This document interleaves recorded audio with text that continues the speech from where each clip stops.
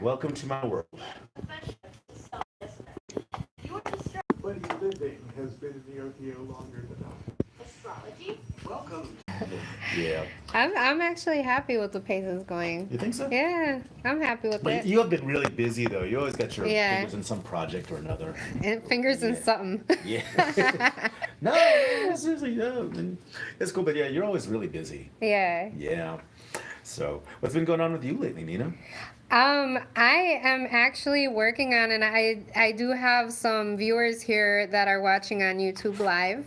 So for Hey, those viewers. of you, yeah, so for those of you who would like to ask any questions later on and don't feel comfortable calling into the station, we completely understand. So therefore, you can go ahead and leave your questions right here in the comments on YouTube.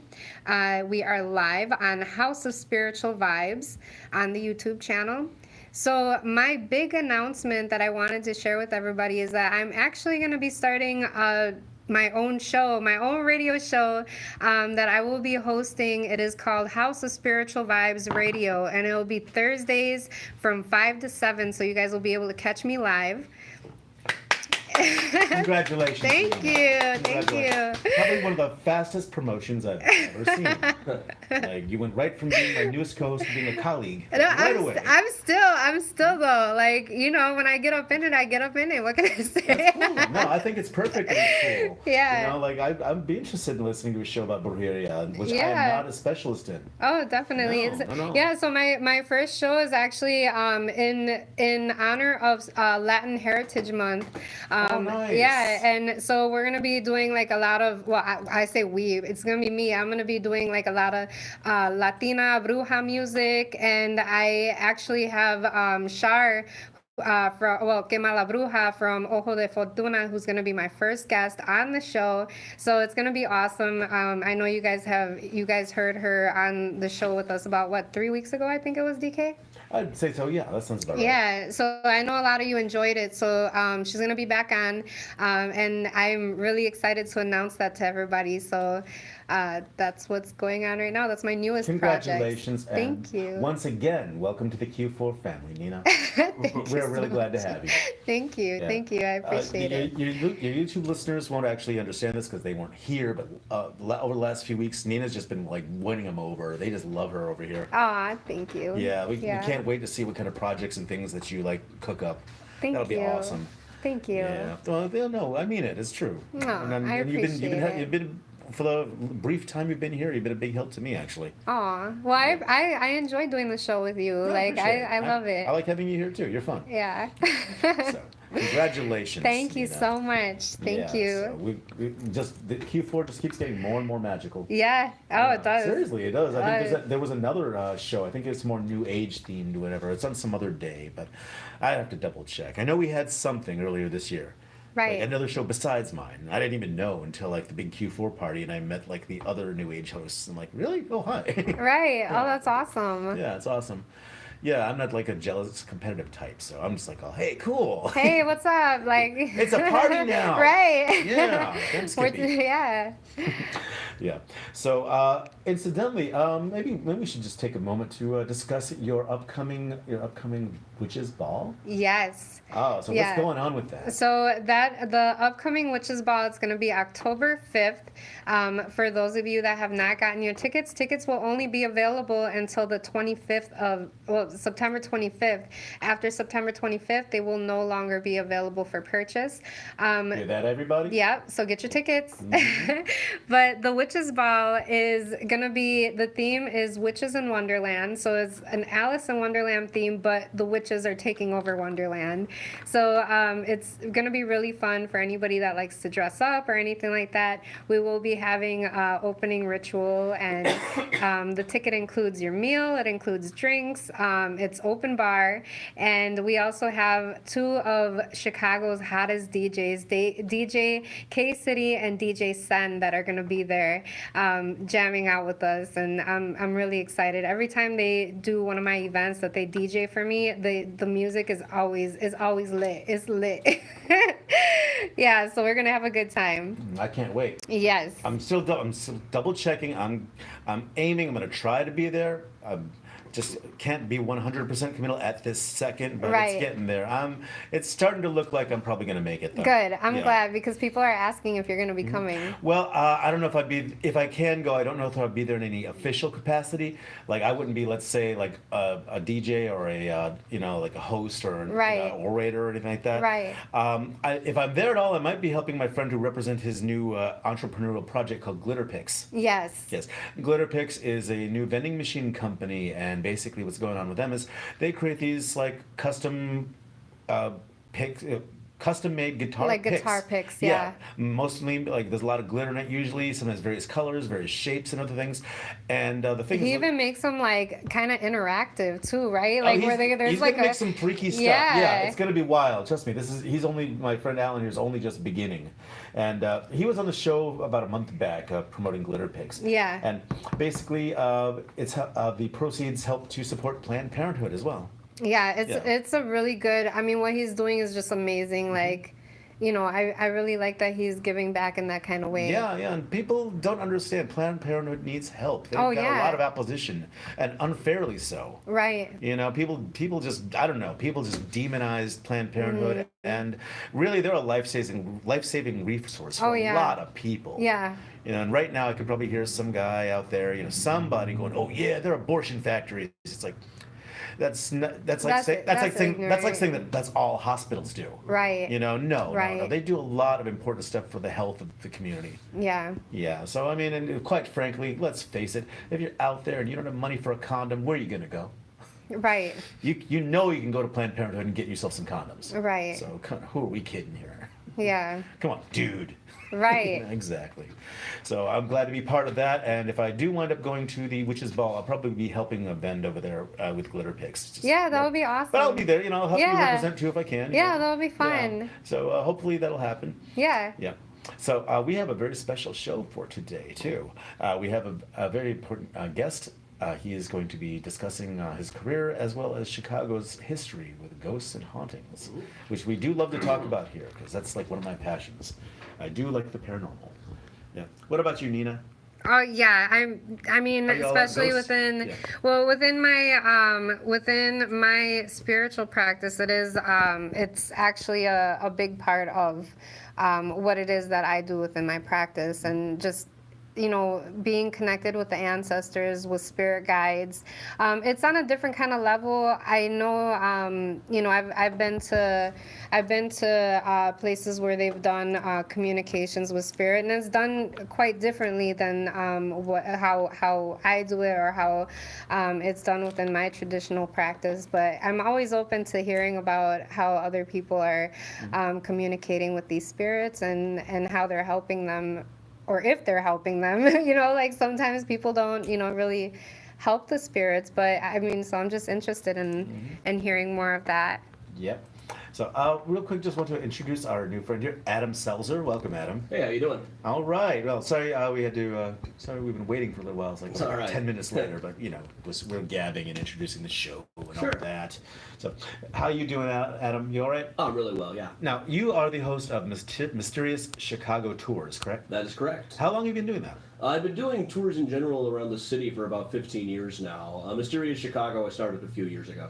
Okay. But, What other, if you don't mind uh, saying, what other tour groups have you been part of? Oh, about all of them. All of the ghost tour companies in town, several of the boat tour companies in town. What I found over time was the only way I could make sure nobody was going to try to micromanage me and try to tell me to tell stories that I knew weren't true was if I were in it for myself.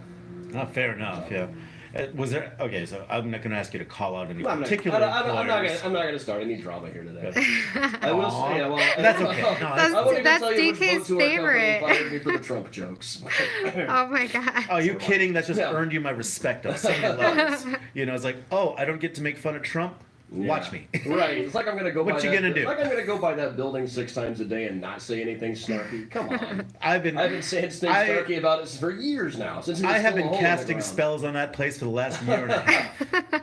Just that long? Come on. Since He was already a jerk. since he was in office, like every time I Yeah. pass by there, I just kind of like look into the letters on the side of the building, and I imagine it falling into the river.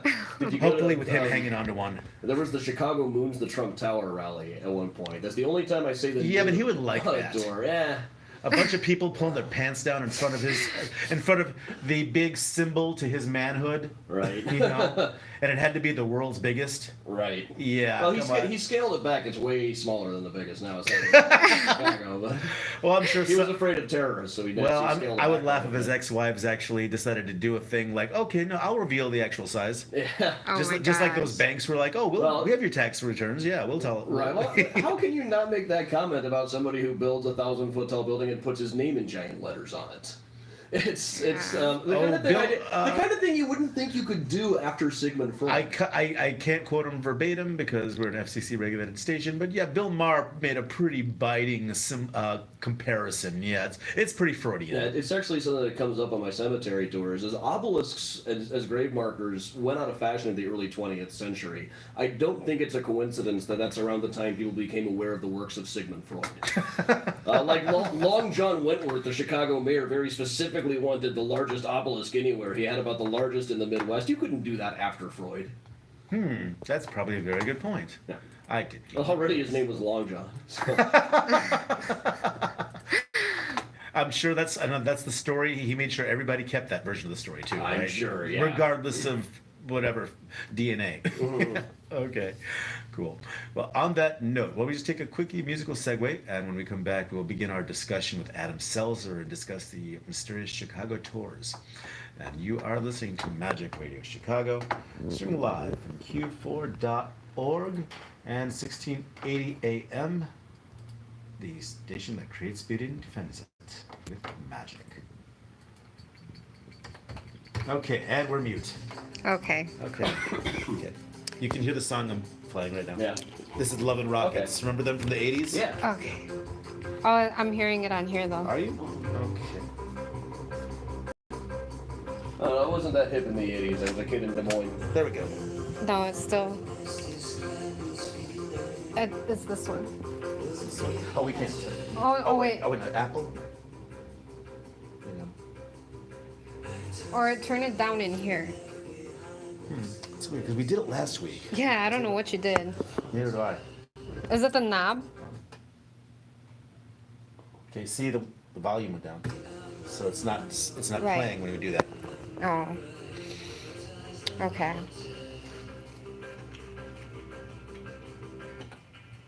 There we go. There we go. Okay, Good. we're good now. Nice. Okay, All we're right, good. We're all cool. We're good. We're on a musical break. Yes, we are on a musical break. Yeah. So this is our little Q&A period, or one of our little Q&A periods for YouTube. Yes. Cool. All right, awesome. Hey, you guys. Oh, Lady Grave Dancer is doing videos again. Thank you for letting us know. The Dark Mighty Lord Dragon Blood Whisper 55 or 555. Thank you for letting us know that. I'll have to go and check her out. Let's see. Sharon says, OMG, I visit Chicago frequently, but I can only wish I could make it to the Witches Ball. Oh, maybe next year, Sharon. That would be Someone cool. said, "Hey, Magic Radio Chicago." Yeah, look at that. That's us. Hey there. What's the name here? I didn't bring my glasses. Right here. Ethereal Spirit 88. Hello, Ethereal Spirit 88. Blessings, namaste, and 93. Yes. So if you guys are going to have any questions, I mean, I know we already went to like a musical break, but if you guys have any questions, Now's a good time to wrap it yeah, up. go ahead and type them in, and we will happily answer them while we're on the air. Yeah, I'm excited. I'm excited for Thursday. So I'm working on some topics for that show. For, like I said, we're gonna do the brujeria, and we're doing, in honor of Latino Heritage Month. Like we're gonna make the music and everything is all Spanish. All of it's Spanish, but it's very like witchy Spanish, witches Spanish music. Like let's see, what did I put on there? I know I have some of Celia Cruz. I know I have some Orisha music, which I'm dedicating the first show to the help of the Orishas, because if it wasn't for them, and like I wouldn't even be where I'm at right now. Like, so I definitely dedicating that to them, and also to my godfather too, because he's really helped me out so much. So yeah, I'm really excited about that. And I actually started a class, so if you guys are interested in doing learning a class at all, I started the Crystal Magic workshop. So if you guys are wanting to learn how to work with crystals and spell work or anything like that, sorry, I'm just gonna turn my headphones down because they're really loud. I'm like hearing the music coming in. I don't know who's, I think this one too. Where are you?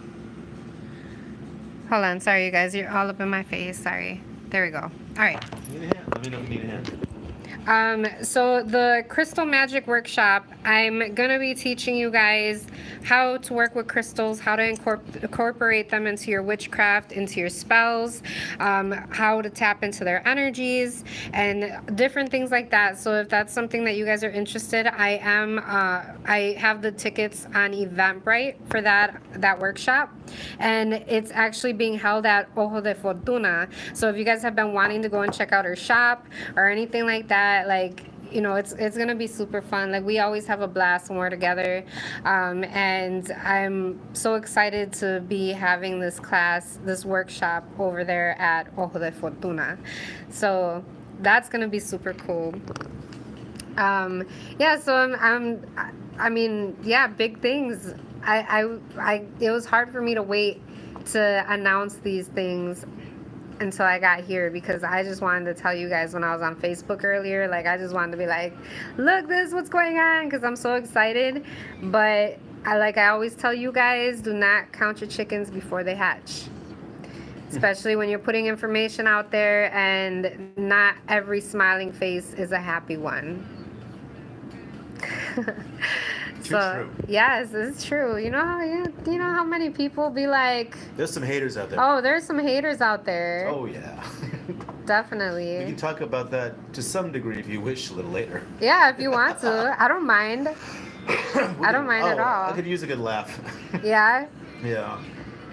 Yeah, I'm kind of unafraid of like talking about that kind of thing, and you'll find people a lot in this scene be like, oh, no, we don't discuss drama.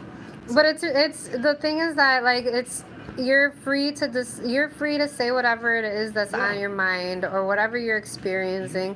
It doesn't mean that it has to be it doesn't mean that it has to hold true to everybody. But when we're talking about like the experiences that you have here in local communities and things like that, or even with, you know, I mean, you're very knowledgeable when it comes to certain things that have happened in history. So I'm okay, but thanks for saying. You are. Mm-hmm. So yeah. Does anybody else want to see us do historical bits like we did last week? I'm just curious. Because I was thinking that we should do that, like, and you actually suggested that too. Yeah. Like, yeah, we should like right. do that. Just totally like have a little jam session where we talk off the cuff about like magical history. I think like, it's interesting, like, and it's important. It's important that we know. It would definitely help me fill time in my show. Right. Yeah. It's important that we So what hear about what do your things. viewers think? Yeah, what do you guys think? Because I know Scotty, I had talked to Scotty, and he really enjoyed the history tidbits that took place last. Yeah, Scotty said, yeah, that's a good idea. Cool. Yeah, and Jillian said that she said yes. Jillian, I keep wanting to pronounce the Y. Jillian, you just met Jillian. I did? Yeah. Oh, outside. She's like chilling with Jillian. Yeah, Jillian's gonna have her own show pretty soon too. Chilling with Jillian. Okay. We are coming back in about Are a minute, we? though. Okay, Yes. hold on. I gotta put my headphones on real quick, you guys. Mm-hmm. Hold up. Okay.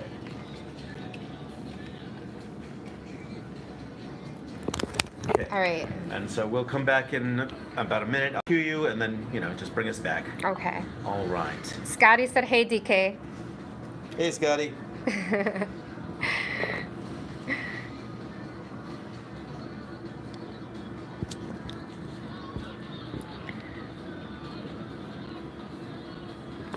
I don't know if you guys are listening to the Que4.org at all, but if you guys aren't, like, DK picks out some pretty good music, so, you know, like right now it's a pretty good song on, so if you guys are wanting to listen to some cool music,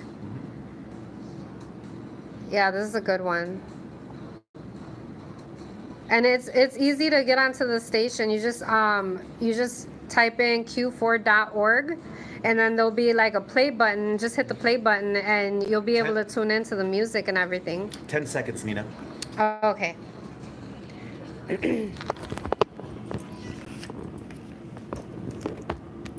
Hey guys, and you are listening to Magic Radio Chicago at Que4.org, the station that creates beauty and defends it with magic. Sounds awesome. Sounds awesome. Yes, we do. We create beauty and we defend it, and we're really toothy about magic. Yes. We don't want to mess with it. No. Mm-mm. Welcome back, everybody, to Magic Radio Chicago, our 160th episode, if you can believe it. Oh, technically 160. I counted last week's show as a special, really. Did you? Yeah, well, it was the anniversary. Yeah, that's true. Yeah, so it's the 5th anniversary, so I counted it as a special. Right. So I labeled this one 160. Nice. Yeah.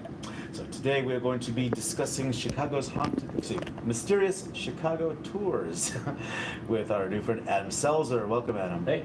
Hey. So, for the benefit of our listeners, what would you like? What would you like to start? How did you get involved in Chicago? Mysterious Chicago. Please forgive me. Well, yeah, I've been working in tours for years and doing a lot of research. I kind of rebuilt all the tours I was working on from the ground up because I started right around the time that smartphones were coming out, or at least smartphones were getting smarter. I was always afraid people were going to fact check me in the middle of the tour. So I'm just out of sheer fear of being proven wrong. That makes complete really sense. Going back and digging. I've got an Evernote file full of all my primary sources on every story that I tell on my tours. Excuse me, sir. But Google here says that that's not correct. Okay, well, here's the issue of Chicago Daily Inter-Ocean from 1894 that they're misquoting here. Mm-hmm. I can just see it now, yeah. Yeah, I spend an inordinate amount of time in the newspaper archives and the microfilm rooms, but you find all kinds of cool stuff in there. I feel like Indiana Jones when I'm in those places. That is cool, though, yeah. Now, you've been on TV and radio a lot, haven't you? Quite a bit, yeah. Yeah? Yeah. Like, what shows were you frequently on? I've done Mysteries at the Museum several times, Monumental Mysteries, Haunted History, American Ripper. I was on about half the episodes of that. It was very Really? Oh, Wow. Why American Ripper? As they asked me to. I'm probably the world's leading. Modesty aside, I probably know more about H.H. Holmes than anybody else. I wrote a 600-page book about the guy. I spent years on his case. He is like a local curiosity. Yeah, he is. He's and then most of the stories people tell about him have very little basis in fact, honestly. I mean, the guy did kill 9 or 10 people, but it wasn't 200. But he was, let's face it, he was a heinous coward. Oh yeah, he was sneaky, double-dealing, backstabbing. He wasn't anything special, He was really. a swindler and not even that good a one. He was a very audacious swindler, but he got caught constantly. And From what I found in the legal archives, he was sued at least 60 times. Oh, no doubt. Yeah, and it was a different time then, too, so paperwork was not as, like, written in stone as it is now. But a lot of the paperwork is still on file. You can still get it out of the legal archives. Mm. Yeah. I used to joke and say he's just like the ultimate Republican. He was in fact a Republican, but it was different back then. Yeah, but you know what I mean. He was a business criminal and a murderer and a liar and the worst kind of misogynist. Yeah. And that's the nice version of it, calling him a misogynist. I mean, he killed women just because he had his way with them and he didn't want to deal with them anymore. Pretty much, yeah. That happened a couple of times. Yeah, probably not as many as people like to think. Yeah. But, I mean, let's say he was cowardly. If somebody put up a fight, he'd probably get clocked out in a second. Yeah, well, there was one story I found that he was what happened? When he was first in medical school. He was living with a guy named Fred, and he beat up Fred one time because Fred had borrowed his mustache wax without permission. But you don't tug on Superman's cape, you don't spin in the wind, and you don't borrow H.H. Holmes' mustache wax. Now, if I can, on a similar related subject here, I'm just curious. Now, about a year or two ago, they were going to do a full-blown production of Devil in the White City. Last I heard, it was going to be a Hulu series now. Really? Yeah. Okay, because the last I heard, I mean, I didn't even hear about the Hulu series, but the last I'd heard, it was going to be a full-blown motion picture production starring Leonardo DiCaprio as H.H. Holmes. I think DiCaprio is still attached to it. I don't know if he's still planning to star in it. He might be like a producer or Right. something. He might want to get a piece of that without actually being in it. But Right. I just started thinking, like, I would get someone who resembles Holmes. I would get somebody who's skinny and short and weaselly and cowardly looking. Like, Holmes would have loved that if he got the Oscar award-winning bohunky, very talented, renowned actor of our age to play him. Yeah. He would love that. Yeah. Now, we need some cowardly little weasel that you don't even really want to look at, but Like, he's a good actor. Like John C. Reilly could play it. You know? Yes. Exactly. Michael Cera. You know what? Even for the hell of it, just because people like him and because he's skinny and weird looking, with Steve Buscemi, how about that? That would actually be perfect, I think. You know? He's a little old for it now. A little old, but I mean, Holmes was like 35 when he died. 35 or 36. So, yeah. That was just crazy. That was a crazy story, Holmes. I just can't believe it's just a local curiosity, though. Really. Yeah, well, I know. I get people on my when I run tours based on him. I do one called The Devil Downtown, where it's mostly a walking tour downtown. You know, most of his famous stuff was down on 63rd Street, but most of the places I can trace him to are in the Loop. So we do kind of a walk. We go to a few of the buildings that are actually still standing that I know he was in at one point or another, and kind of trace the whole path of his career just through the Loop. I am going to do one bus tour on him this year towards the end of October. That'd be interesting. Yeah, I should probably go ahead and do the plug. Probably good for Halloween. Please go ahead. Plug away. If you go to adamchicago.com, that'll link you to all of my blogs, all of my podcasts, and of course all of the tours. AdamChicago.com. Yep. Easy to remember, Adam Chicago. That's right. Okay. Nice. Adam, like one word, AdamChicago. Adam Chicago. Yep. Okay. Got that, listeners? AdamChicago.com. Yep. Okay.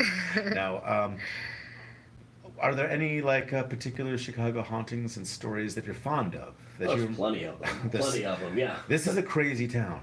It absolutely is. A crazy town yeah. for it. Yeah. And we got a lot of wild history. My specialty is digging up the old stories that were maybe recorded. I'm sorry, for a moment I thought you were going to say bodies. Well, I do a tour called Grave Robbing 101, both here and in New York, which is everything you need to know to launch your career as a 19th century body snatcher today. There you go. Which was a major problem we had in Chicago in about the 1850s or so, 1850s, 1860s. The New York version is all about the 1780s. Okay. But sorry to interrupt. But you were saying, though, digging something. Digging up stories out of the archives. Stories. There we go. Out of the archives. Stories that were maybe haven't been retold since they first happened, or some that are maybe recorded but not underlined in Chicago history. So, what any leap to mind that you're particularly fond of telling that maybe get a good jolt out of your bus riders? Well, the one thing I go by a lot is the fire station in Dearborn and Hubbard. Are you familiar with this one, Nina? No, not at all. That was the site of the old Chicago prison, and I don't even know which ghost story to tell there when I go by, because I can pick from several. That was it was the old prison between 1873 and 1927. About 100 men were hanged there. Wow.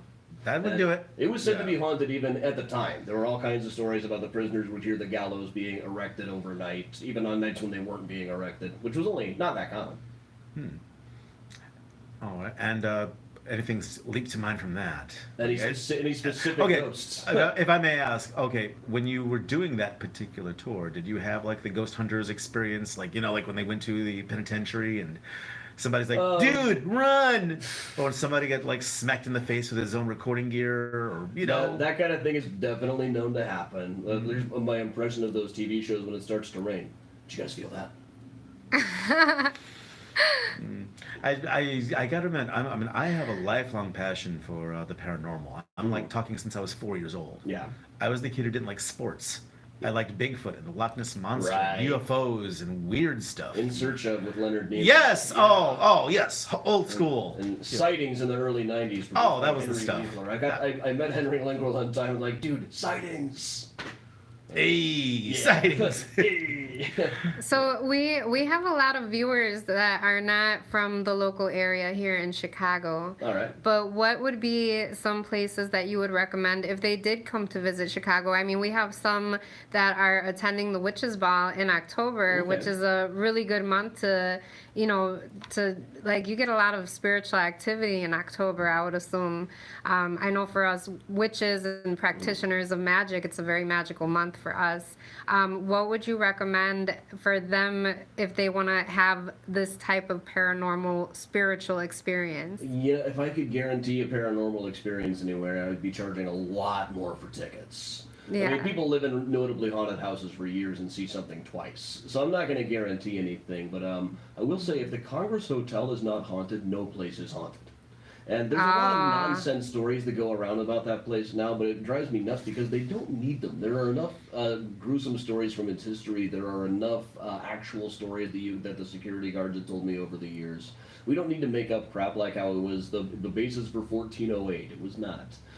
We don't need to say Al Capone owned it or haunted it. He didn't. He was never there. But there were a number of people who died in that place. Opera singers used to die or kill themselves there with astonishing regularity for some reason. Wow. Opera singers. Opera singers. Well, Why is there that, was a you think? tunnel that connected it to the Chicago Auditorium. Oh, really? And the tunnel is still there. It's walled off now for a while. So they could like security guards- escape yeah, from they the could- they could- fans and the yeah. paparazzi and all that. Yeah, well, the tunnel was very fancy. It was all done up in marble and everything. They called it the Peacock Alley. I'd like to see And that. it's still there. It's just Oh, wow. walled off now. Nobody's seen it in decades now, probably. So one of the security guards and I were trying to figure out what wall we could knock down to see it. We couldn't quite triangulate it. That doesn't. So, what were the stories about the opera singers and all that? Opera singers there's one particular room where they say they hear people singing a lot. There's a lot of music that comes out of the Florentine Ballroom, and a lot of the wilder stuff that ever happened to me there was all in the Florentine Ballroom. We would hear music coming out of there occasionally. I heard the piano play itself one time, or Wow. twice, and not like a whole sonata or anything. It would just be like a stray thing. It was one thing we know about it is Teddy Roosevelt used to hold rallies in that room. He actually announced he was leaving the Republican Party in that room in 1912. And that year he ran as the Bull Moose Party candidate. Somebody asked me one time, well, do you know what songs they might have played at those rallies? And being a colossal dork, I did. Their campaign theme song was Battle Hymn of the Republic. So one night while I was in the ballroom, I walked over to the piano and picked out this really plunky little version of Battle Hymn of the Republic up in the soprano. I was like, dee dee dee dee dee dee dee dee dee dee dee dee. And nothing happened, but it sounded so spooky that I thought, okay, I am going to do this every time I come into this ballroom. And so for a while, they used to just kind of give us the run of the place when we showed up there on tours. They don't really do that for people anymore. But every time I was in that ballroom, I would pick out a little bit of Battle Hymn of the Republic, and usually nothing would happen. But twice after I stepped away, there'd be a couple more piano notes. And it was never the right note to come next in the sequence or anything, but nobody ever said they was just didn't know how to random. play the piano. Yeah, it was just a note. Oh, wow. It's more than a piano should be able to play itself. I hear you. I hear you. Now, if I may ask, regarding your tour, I mean, what is a typical tour like for you? Where would you start off from, and where would you Well, go? these days, most of my tours are cemetery tours. Like today, I worked at Graceland Cemetery. Tomorrow, I'm going to be at Rose Hill Cemetery. And it's just kind of an overview. I like to point out the stories that people don't really know about. Some of the best stories are unmarked graves. I've got one in Graceland that I call the Now With Fewer Rich White Guys route. Well, I don't use that on Facebook anymore. That got me so much backlash from really triggered white people. Who were like, I had to deal with them like posting all over my pages and stuff and harassing all of my other customers. So now it's just written in the description, not the subtitle. Yeah, it's not like they've had such a that's- hard time for so Yeah. long. I mean, yeah. really. Now look, I hope to be a rich white guy myself one day. I hope to be a rich half white guy. Right, but if somebody leads me on a cemetery tour every now and then, I think I'll be okay with that. Potter Palmer is not going to mind sitting this one out. Cyrus McCormick might. So we got a comment here on what do we got? YouTube from Savannah Ghost Research Society. Oh, really? Yep, she said same with Savannah. It's rich in history and deaths, full of the dead. We always say the truth will haunt you. Facts to me are always more fascinating than campfire stories. Mm-hmm. I think Savannah's got a very vibrant ghost tour scene going on there, but I think they vary wildly in quality, and especially in terms of how reliable the stories are. Now, I am a big fan of Ask a Mortician featuring Caitlyn Dodi. Oh yeah, she gave me a cover blurb for my last young adult novel. Oh, you were so lucky. I always wanted to meet her. I mean, I've been a big fan since She her was on blogs one of my began. tours one time, yeah. Oh, she, that's she so came on one of awesome. my tours. You could tell where she was sitting because I mentioned a Fisk metallic burial case, and I heard her in the back go, "Yes." The very first time not the very first time, but during the initial months when I began this show 5 years ago, I actually did send her an email, and I got I just said I'm running a show, Magic Radio Chicago. I'm a big fan of your work.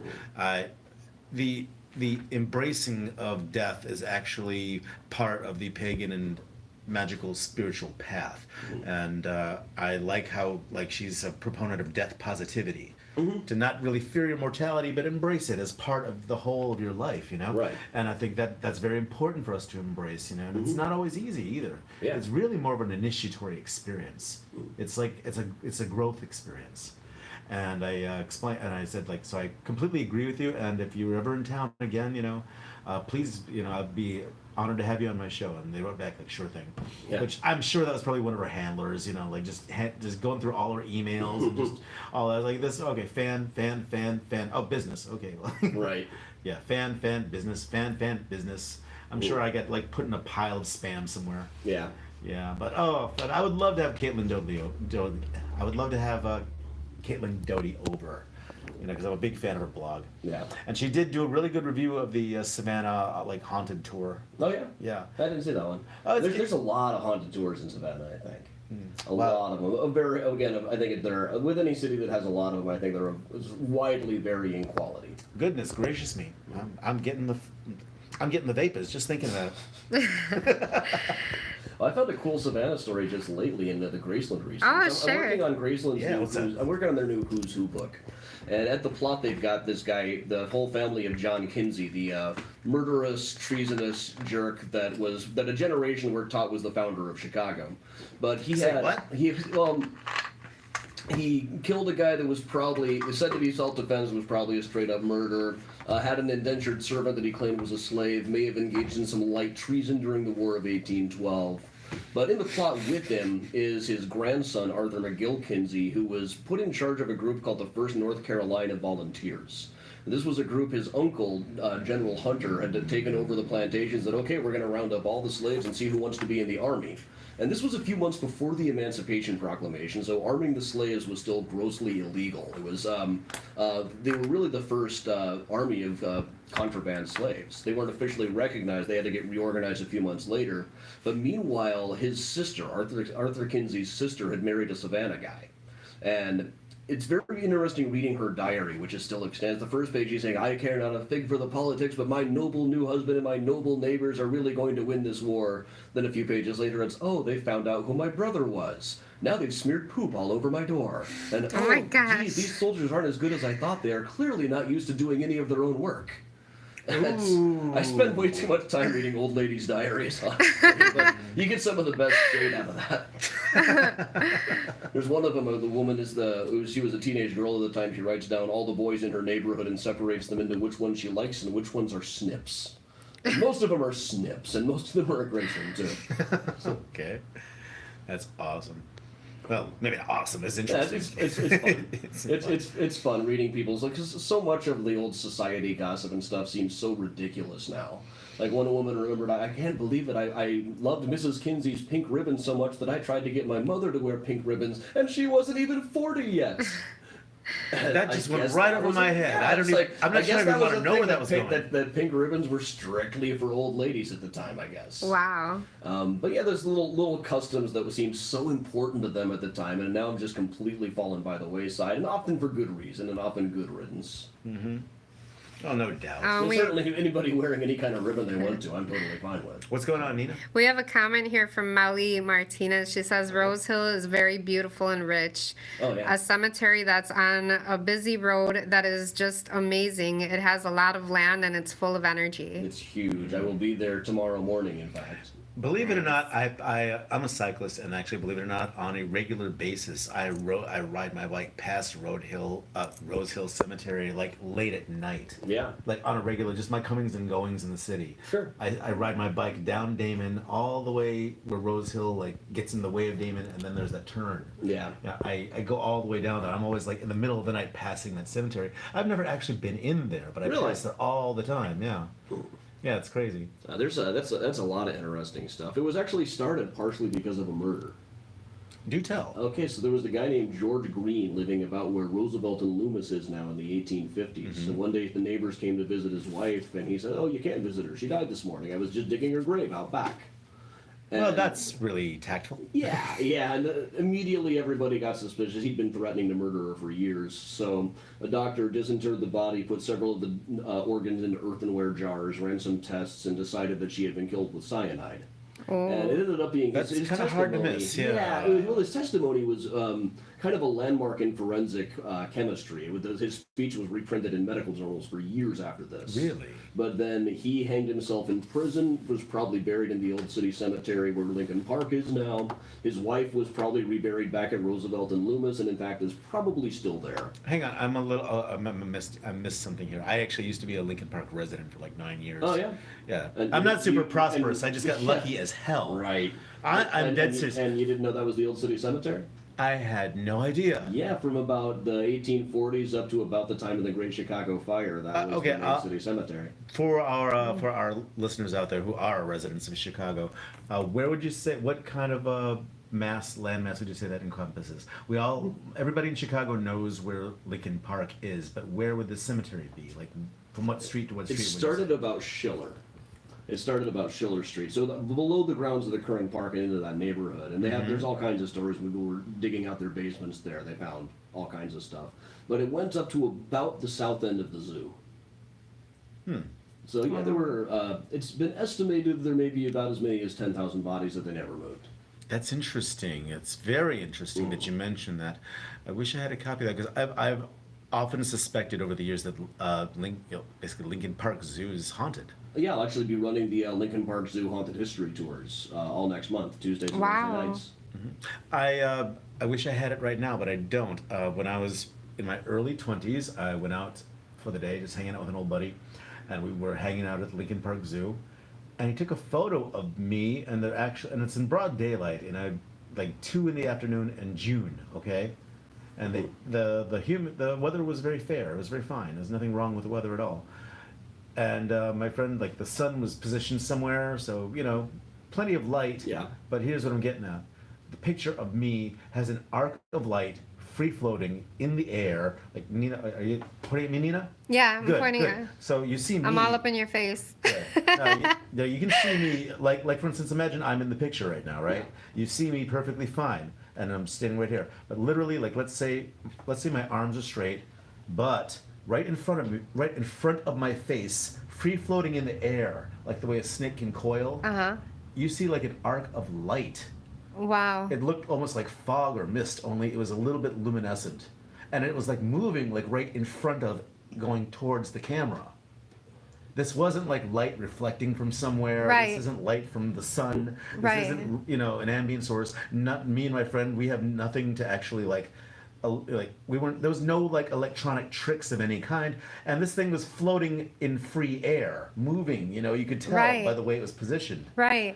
And I was like, and my friend was like, what the hell? Because we grew up together. We both believe in ghosts, and we're both moderately psychic, and we experience stuff. Oh, yeah. And together, we picked up on a lot of stuff. Yeah. And we saw that picture, and he was just like, what the hell? How'd that happen? It's like, Right. Like, either my guess is either there are like ghosts hanging around Lincoln Park, or that for some reason like animals stick around. There's animal Right. ghosts too. Yeah. Oh, there's- Well, it's settled down now as a haunted place, or at least in its notability as a haunted place. But in the late 19th century, there's lots of newspaper articles about how haunted Lincoln Park was.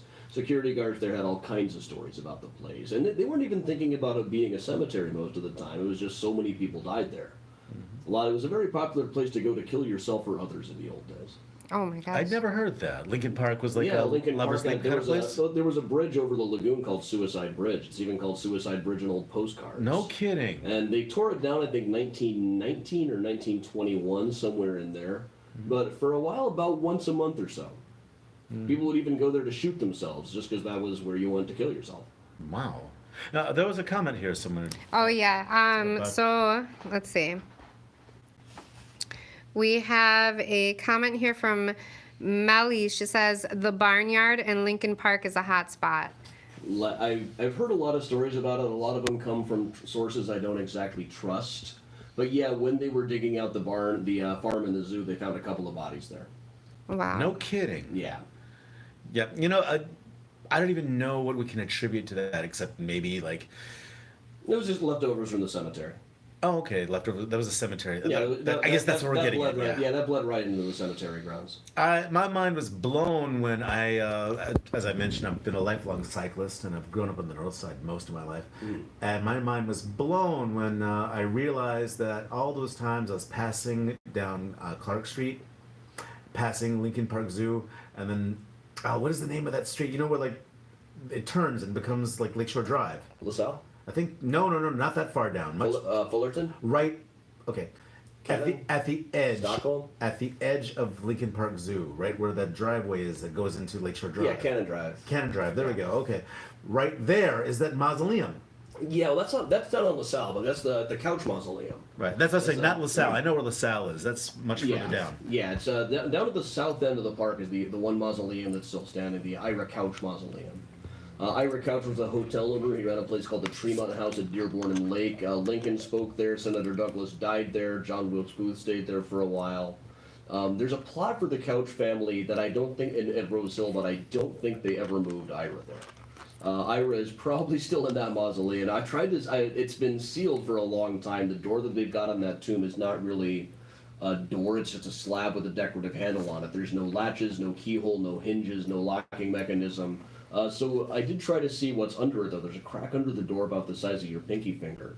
So using some really super high-tech equipment called the Tomb Snooper 500, which is an iPhone taped to a wire hanger. Hold on.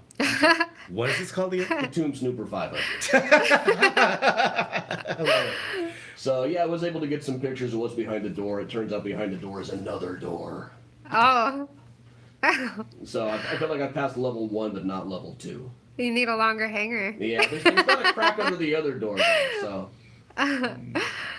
we're gonna need some more equipment. Yeah. Do you know what is the historical reason why they left his tomb right there? There's a lot of different stories going around. Short answer is probably just money.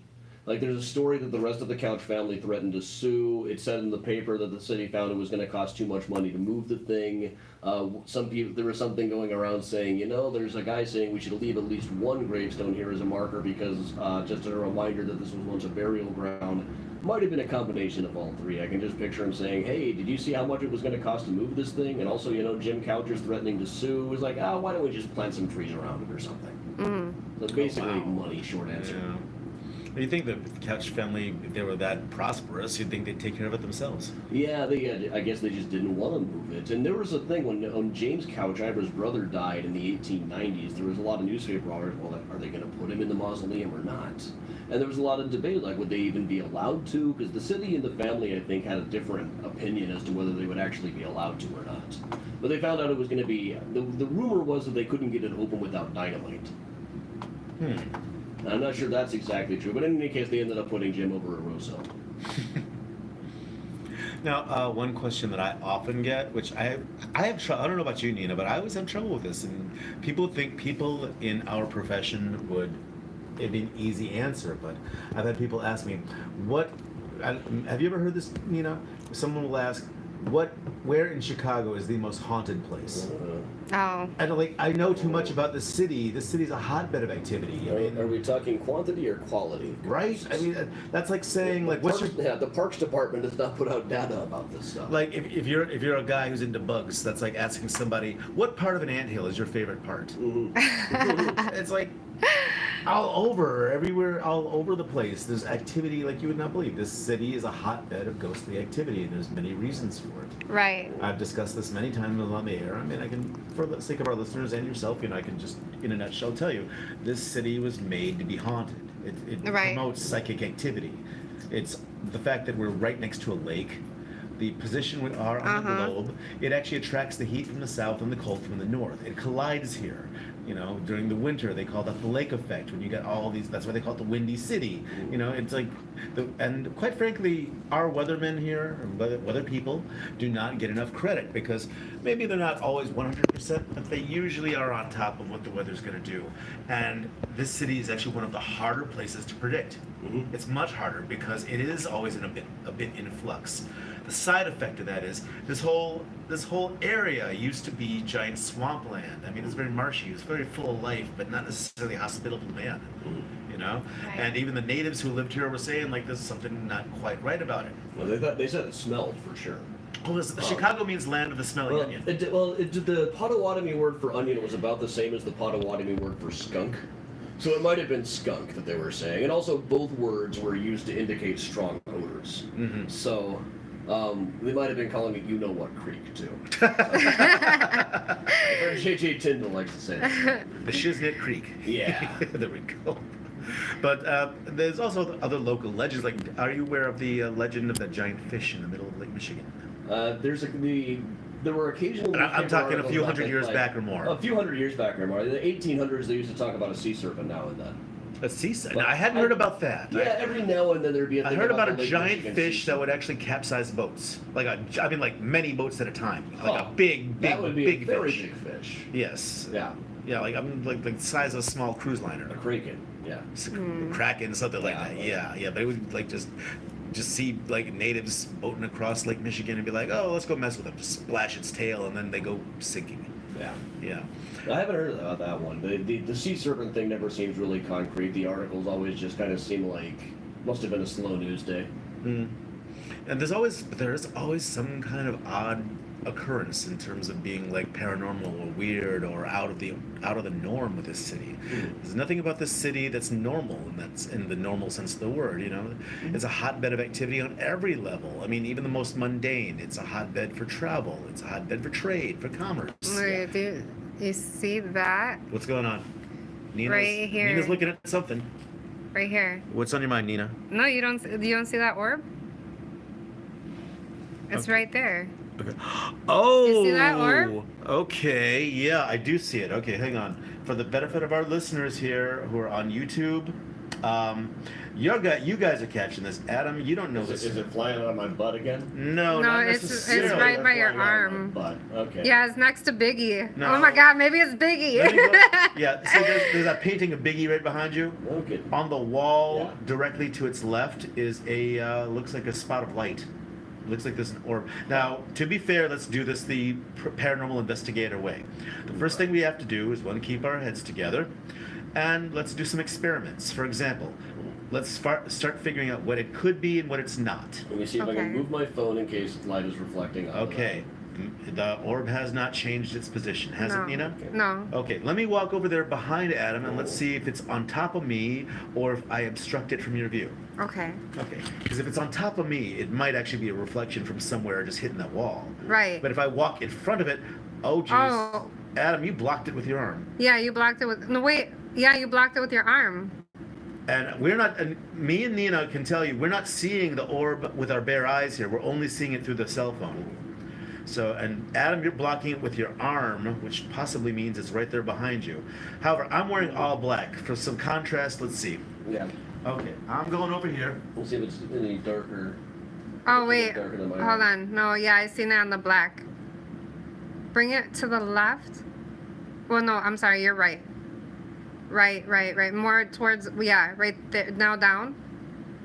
Okay, never mind. It's a reflection. Okay. Okay. Aw. Aw. I was gonna say it was one of the guys I was researching this week or something. No, I It was doesn't like. necessarily have to be an awe moment. Yeah. We learned something just Right. then. Yeah, that was really cool. What I always tell people is you're not prepared for it to usually turn out to be a reflection, and ghost hunting is not for you. Because Yeah. it's usually going to turn out to be something else. Sometimes we get to a point where we really just can't explain something. I've reached the point where I'm very jaded by ghosts, actually. Yeah, I mean, Unless they're like you never really hear about ghosts like physically attacking people. yeah, like every 300 years you do. Yeah, I mean the only one I've ever heard of to the top of my knowledge is the Entity case. You know, that they made a movie out of. It was a best-selling book, and it was about a woman who was physically sexually assaulted on a regular basis, Yeah, well, apparently that by was- a ghost. Was that an Ed and Lorraine Warren book? Yeah, Somebody gets sexually assaulted by a ghost. I'm not a in fan. Pretty much all of their books. I'm not a fan of Ed Right. and Lorraine Warren. I think we would have philosophical differences. Yeah. Oh, I thought you were gonna say. I think we'd have physical fights. Like, Maybe, oh. maybe. Oh. Well, I mean, it's not nice to speak ill of the dead, but then again, they kind of made their whole careers on that, didn't they? They did. You know, okay. My beef with Ed and Lorraine Warren is simple. It's philosophical. They are demonologists. They're hardcore. They're hardcore Catholics. I'm not knocking their religion, but what I They am were saying before is, The Exorcist came out. yeah, exactly. And my point is that, see, to people who are that religious, like that steeped in their favorite team, you know, go team, go. To them, everything in the world that was not Catholic is automatically satanic. Yeah. And not even just ghosts; it's all demonic and satanic, you know. And that was I found that, I mean, as a more modern person who has more pagan and like paranormal type sensibilities, when I see like someone who claims to be an expert ghost investigator, their approach is, well, you know what? You have to change your life. Your religion is wrong. Your beliefs are wrong. You get with our program. You know, let us bless your house, and everything's gonna be just fine. That's not really doing the job, and you're insulting the people who live there. I mean, they're assuming that everyone has to be Catholic.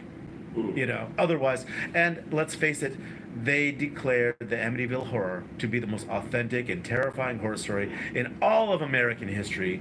And what most people don't know is that Ed and Lorraine Warren never set foot in the house. Yeah, well, did they really even believe all of the stuff they were saying? Or You know was it what? just their I think they went to their graves not saying. And I think Right, that's but, why well, that's how they made their It's money. like, my read on the situation, I'm not an expert on them or anything. My guess is they probably would, you know, kind of chuckle behind their back. Like, people actually believe all this exorcism stuff. Okay, I bit the bullet and I watched American, what was it, The Haunting, or whatever, you know, the Ed and Yeah. Lorraine Warren movie. And I swear, like at the end, where they just slip that in, where like, they're getting their act together, they're professional ghost hunters now. They're just like, let's do this, let's do that. You know, you see when they're getting it together at the end of the story, and then the camera focuses on Annabelle the doll. It's like, did you hear what like the woman playing Lorraine Warren said in the background? She's like, No. oh, I just got a call from the Vatican. We got to go check this out.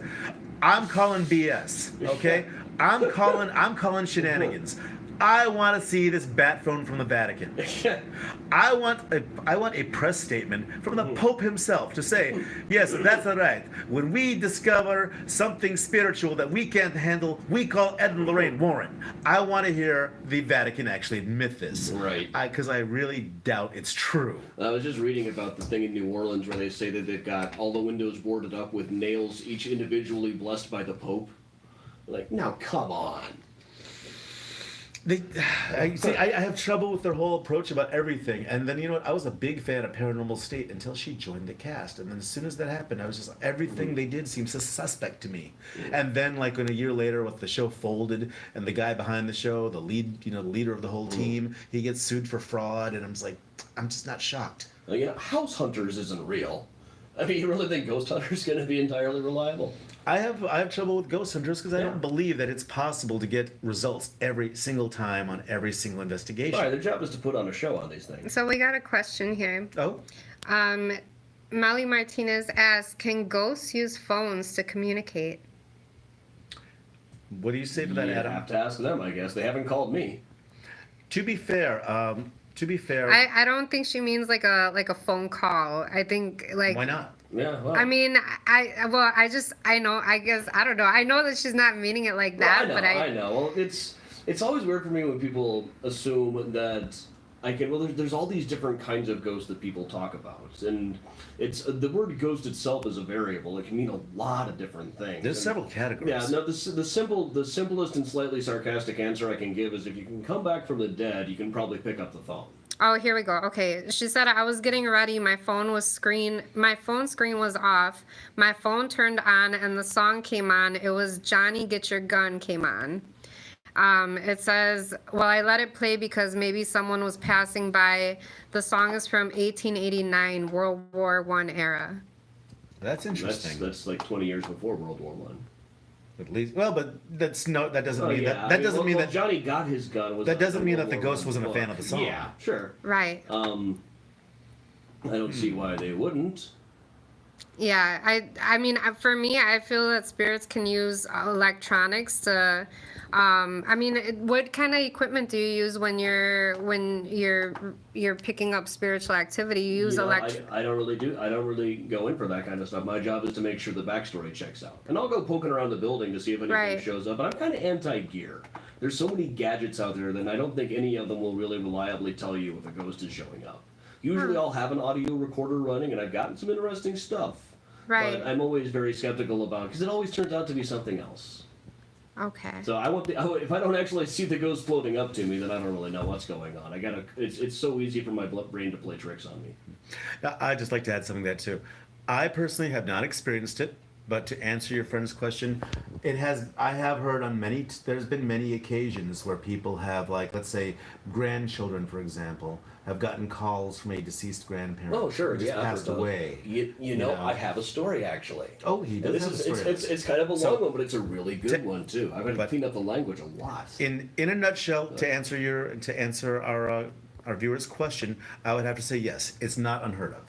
I personally don't know of anything like that in my own life, but I've heard of it on many occasions from many other paranormal like investigations and TV shows and sources. So it's not unheard of for somebody to get what they call a ghost call, Yeah. where that's- somebody just calls at random that you You're should like- not have heard from years ago. Blurring right now. Me? Yeah. Oh, my skin's probably just oily. No, it's I don't know. Hold on. Okay, there we go. Okay, so you got a comment Well, right here. that's a relief. Okay. It says DK always asks the best questions and he cares about his listeners. Oh, That's from Mary oh, Jane. Thank you, Mary Jane. I appreciate that. I try. Okay, All right, so you were going to say it's- you it's- have something. Well, it's from way back. You know Ken Berg, right? Yes, I do. Yeah, well- Ken Berg was the former proprietor of Weird Chicago Yeah, well, Tours. I founded that company with him actually. Oh, did you? Yeah, back, oh, way okay. back in the day. But right around the time we formed it, we had this investigation that we had to do at Odin Tattoo, which was an old funeral home, and the family that owned the funeral home Interesting. had thought it was haunted for years. And at first, my first thought was it's going to be a bunch of guys on drugs. And in fact, the first guy we talked to said, "Oh yeah, I was in the basement one time and I heard this ghost going like, woo." Like, okay, so this guy watches too much Scooby Doo. Yeah, the things I have almost never heard of modern Yeah, ghosts I never wooing, heard that. wooing Like, about. you probably heard a bachelorette party going by. So And you're wearing a Scooby Doo shirt. I wear a Scooby-Doo shirt. Yeah. Represent. Represent. You know, driving around in a van solving mysteries always sounded like the life for me. Right. And I do solve a mystery every now and then. I'm not usually in a pretty cool. van, but so the proprietor of this tattoo parlor was a cat called Tapeworm. Cool guy. Okay, And, fair enough. he had the best. He had much better stories for us. He didn't. Most of his stories weren't just what somebody would tell you if they're just telling you what they think you want to hear. He talked about like seeing a guy in a powder blue suit who would watch him while he was tattooing, and a guy in a brown suit. But then he pointed up at the staircase, and I'm cleaning up his language a lot here. But he said, "You guys see that staircase? That's what freaks me out, because twice I've been walking down those stairs and I felt like something was trying to push me. And that freaks me out because everybody knows you can't fight back with these cats, right? So first time it happened, I just looked up, I went, listen, if I die in this place, it is on." Oh my god.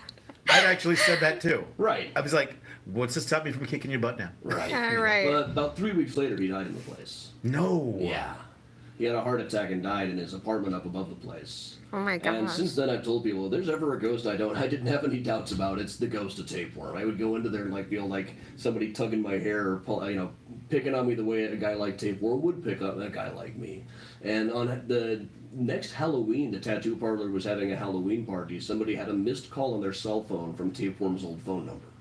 What the Well, there you go. hell? Look at So there Spirit you go. using There's a phones. There's a phone. Yeah. We had a message for you. It's like, here, Yeah, like it's no voice. this is the This is the Yeah. closest one I can get to Adam. Here, get Right. a message.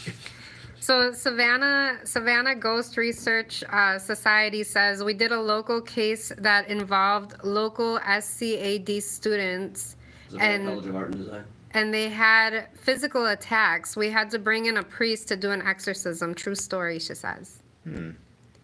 Did the exorcism work? Is my question. Yeah, so let us know, 'Cause that's my Savannah other Ghost beef with Ed Research Lorraine Warren. Society. What makes them think that all the ghosts out there are Catholic? Yeah. You know, like maybe they don't speak Latin. Maybe they don't even know what the new God is. You know, Right. they've never heard of Jesus. I don't know. There's like, I don't know, some guy. I've been around here for thousands of years doing my thing, and then these guys come along. Yeah. And they're like, oh, Well, that was like the people saying, like, I told the ghost to go into the light. Like, that didn't occur to them before. It's like, here I've been Right. floating around in the ether. There's this tunnel radiating warmth and goodwill. I better steer clear of that. But you say I should go through? that's a tough one.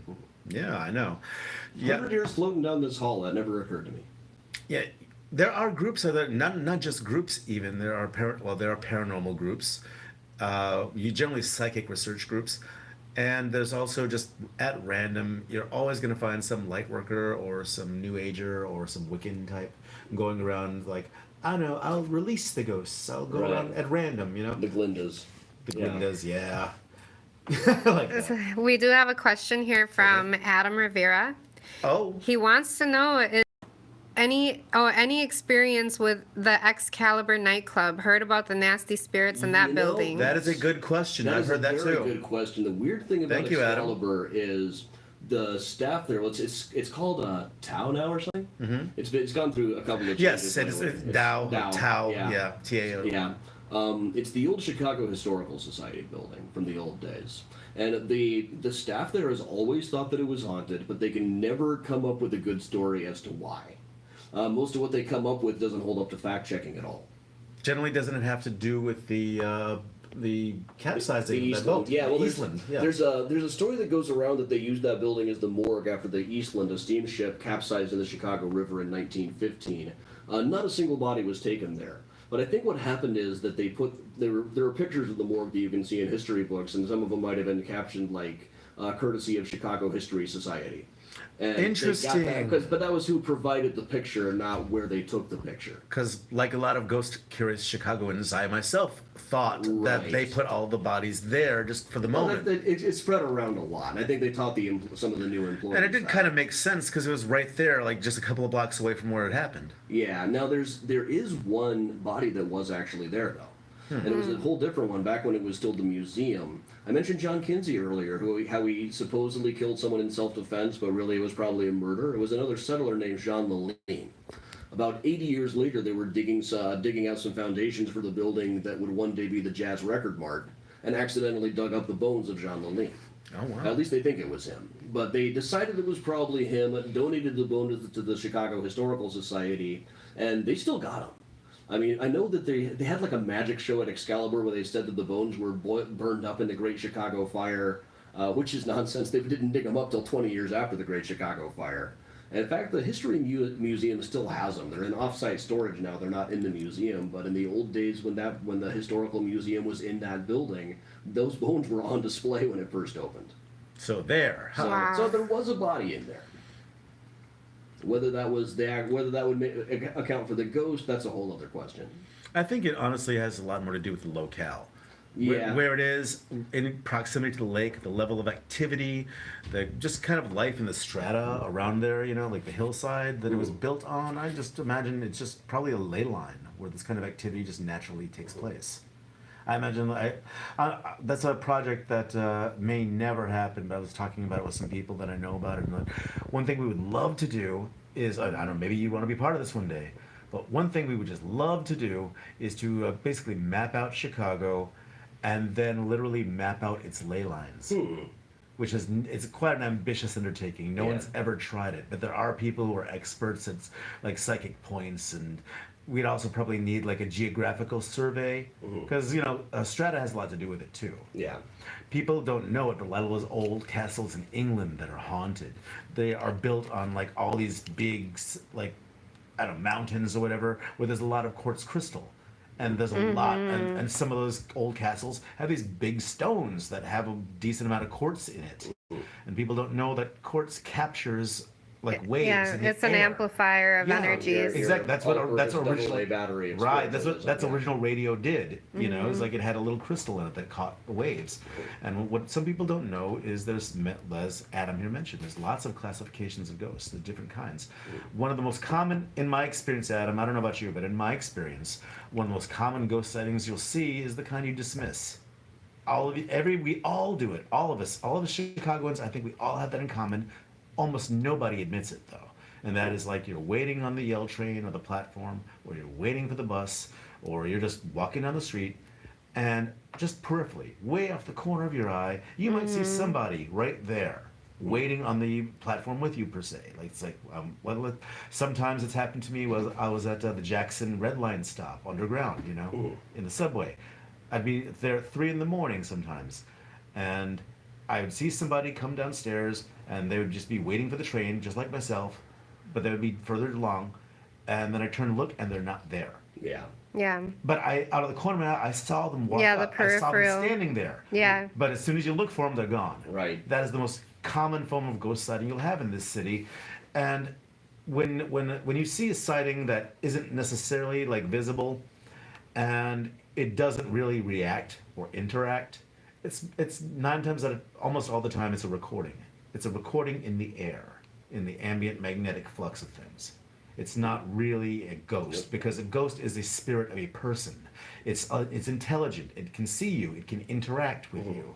It can try to clue you in somehow, or maybe I don't know, pull away your car keys or something. I don't know, but but an apparition is literally just a playback in the air. That's all it is. It just means that Residue. it just means that the magnetic spectrum was just right to play back random stuff at that time. And sometimes it's the locale, sometimes it's the land itself. There's like maybe deposits of quartz crystal or something here and there that make it happen. But these are things that you have to keep into account before you just assume. And sometimes you don't even see it peripheral. Sometimes you just pick up on an energy, because I've done it where I've done readings for people and I will sense that there is a certain spirit that is with them. And then when I just go with my intuition and I tell them like, hey, you have a grandmother spirit with you.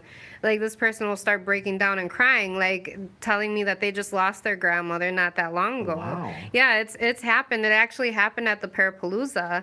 And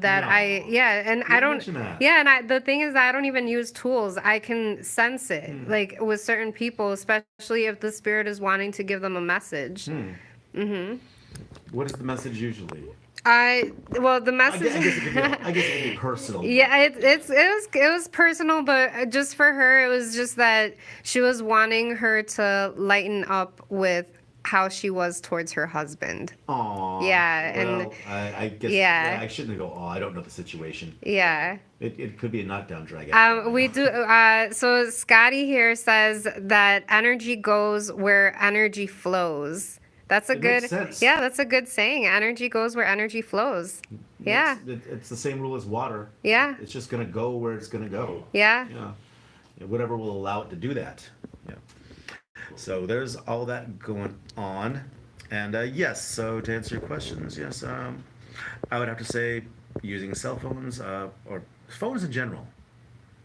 Ghost calls are not unheard of, and the most common ghost sighting that you'll see in Chicago is probably peripheral, was basically an apparition. Right. Very seldom will you ever get a ghost interacting, But when you do, that's when you're kind of like, okay, something's happening here. Right. And that's a very good point that you brought up, Nina, is the fact that all of us in this city have had that experience where somehow, sooner or later, you get that feel up your spine where somebody's standing right behind you and there's no one there. Yeah. And especially for us within the spiritual community. I mean, when you work with energy so much, you can pick up on it. You become more sensitive. Yeah, you do become very sensitive to it. You're not just more sensitive to it. Things out there that are sensitive start to see it. They pick up that you're able to. Yeah. It'll come closer to you because you're more in tune. And there's a certain level of respect also that we give to certain spirits, especially when we're communicating with them. And I also feel that they come to people that have that type of respect, and they communicate even on a deeper level as well. So what other types of hauntings were going on downtown in the Loop that you were hearing about, Adam? Well, I'll tell you one that I really like is the Oriental Theater, now the Nederlander. Now, I know the Oriental Theater. Never been inside, but I've passed by it a million times. At one point, the prop guy there was really on Lake Street. Was really into ghosts. It's on Randolph. Oh, you're right. Yeah, he was really into ghost hunting, so I got to spend a lot of time going around in there. Wow. It was the site of the Iroquois Theater, which had a fire in 1903 that killed about 600 people. That's twice as many as died in the Great Chicago Fire. No kidding. And one thing I always heard from the staff is one of the backstage dressing rooms, every now and then the toilet would flush all by itself. And every time it did, they would hear the sound of a little girl giggling. And I never heard the toilet flush. I did swear I heard the giggle one time in there.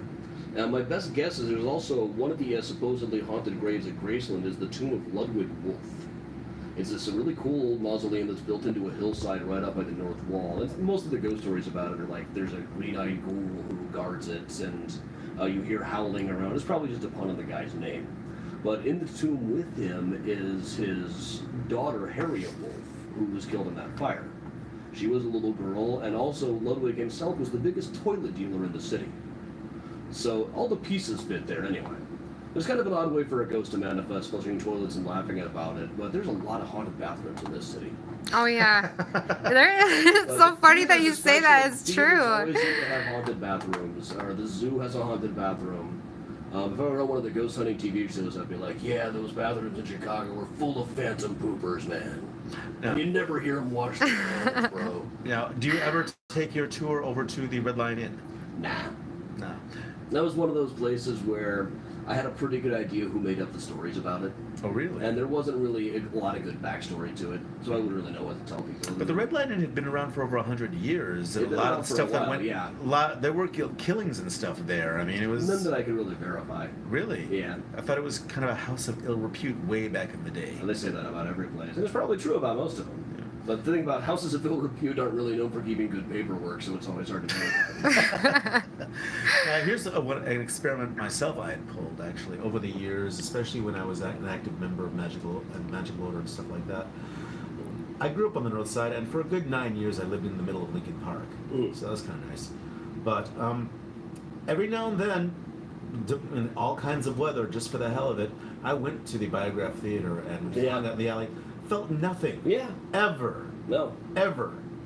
And like I keep hearing like people saying like, "Oh, we've seen Dillinger's ghost." I've never seen anybody actually say that they saw it there. And I've heard people say, anyway, the most common thing happen is you see Dillinger run out of the theater, run towards the alley, like act like he's getting all shot up, and then Right. drop and disappear. I was like, well, first of all, that sounds like an apparition. Yeah, it sounds like I know who made that one up. I'm not going to name names, but I have a pretty good idea. And And probably the same person who made up the Red Lion being haunted just because it was convenient to stop there. Oh, right after talking I about the just- light. Was it a guy? At least tell us that. Was it a male? Yeah, it was a guy. all right. Okay, it was a But guay. to be fair, I will say this: we may disagree. It's okay though. We may Yeah. disagree on this, but Right. to be fair, here's what I encountered. When I was living in the middle of Lincoln Park proper, I would actually go there on occasion on Halloween and just treat myself to dinner and some drinks. Yeah. Sometimes I'd bring a friend, and we just hang out at the Red Lion Inn for the evening. And they were always really nice to everybody. They knew that we knew about the place, and they had the copies of the recordings of the ghost TV shows they'd done like a segment on. Yeah. So we'd sit there and through that. But then at this point, the city was kind of closing down on bar space. And you must remember that the Red Lion was like 2 floors of bar space. Right. And then the city cracked down, and then they only had 1 floor because they weren't legally allowed to use 2 different floors for 1 bar.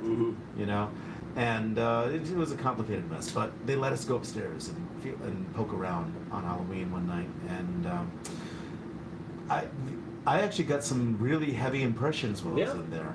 The first one was when I went into the bathroom. When I went to the washroom and I looked in the mirror, something was right behind me. Ooh. Like checking me out, like you're in my space. You know? Yeah. Like what are you doing in Always here? the bathrooms, man. I know. And then the other time was when I walked in. It's probably because of the water, though, right? Yeah, like It's the water. possible. It's entirely That's possible. one theory that goes around for sure. Yeah. And then I walked into that. Okay, when you first go to the second floor of what was formerly the Red Lion Inn. I think it's back to being the Red Lion now. Yeah, but I think it's a whole different location. Oh yeah, it's, a whole there's no way it could still be haunted. They moved for a while. That's kind of where they officially lost me. Is they moved to a whole other location for a while, but said they still had the same ghosts. Yeah, And now they're back I'm on, a little. now they're back on Lincoln Yeah, Avenue, but it doesn't look the same. yeah, I'm having trouble with that one myself. Yeah. Yeah, it's like okay. It's like you might be haunted, but the publicity of it kind of got out of control for a while, and there was never really a good coherent story about who would be haunting the place or why. And that's kind of what I need as a tour guide anyway. I mean, it is one thing if they can, like it's like at the Excalibur, they definitely think that's haunted, but I don't know what to tell people about it. That's true. I've actually had friends who worked there back when it was Yeah. the Dome Room, and back when it was Excalibur, even back when it was Limelight. Yeah. And there's like they say like at night when they close up for the night and stuff, and most people are pretty much gone. There's a whole different feel to it. And Yeah. the people who do the wait staff who work there, they have No, stories. yeah, they definitely think it's haunted, but they keep coming up with these stories that don't check out. Maybe. Well, on that note, why don't we just take a quickie musical break, and when we come back, we will continue with this discussion. And you are listening to Magic Radio Chicago, streaming live from Que4.org, the station that creates beauty and defends it with magic. Okay, we are muted, Okay, cool. and I'm playing Ouija board by Morrissey. Huh?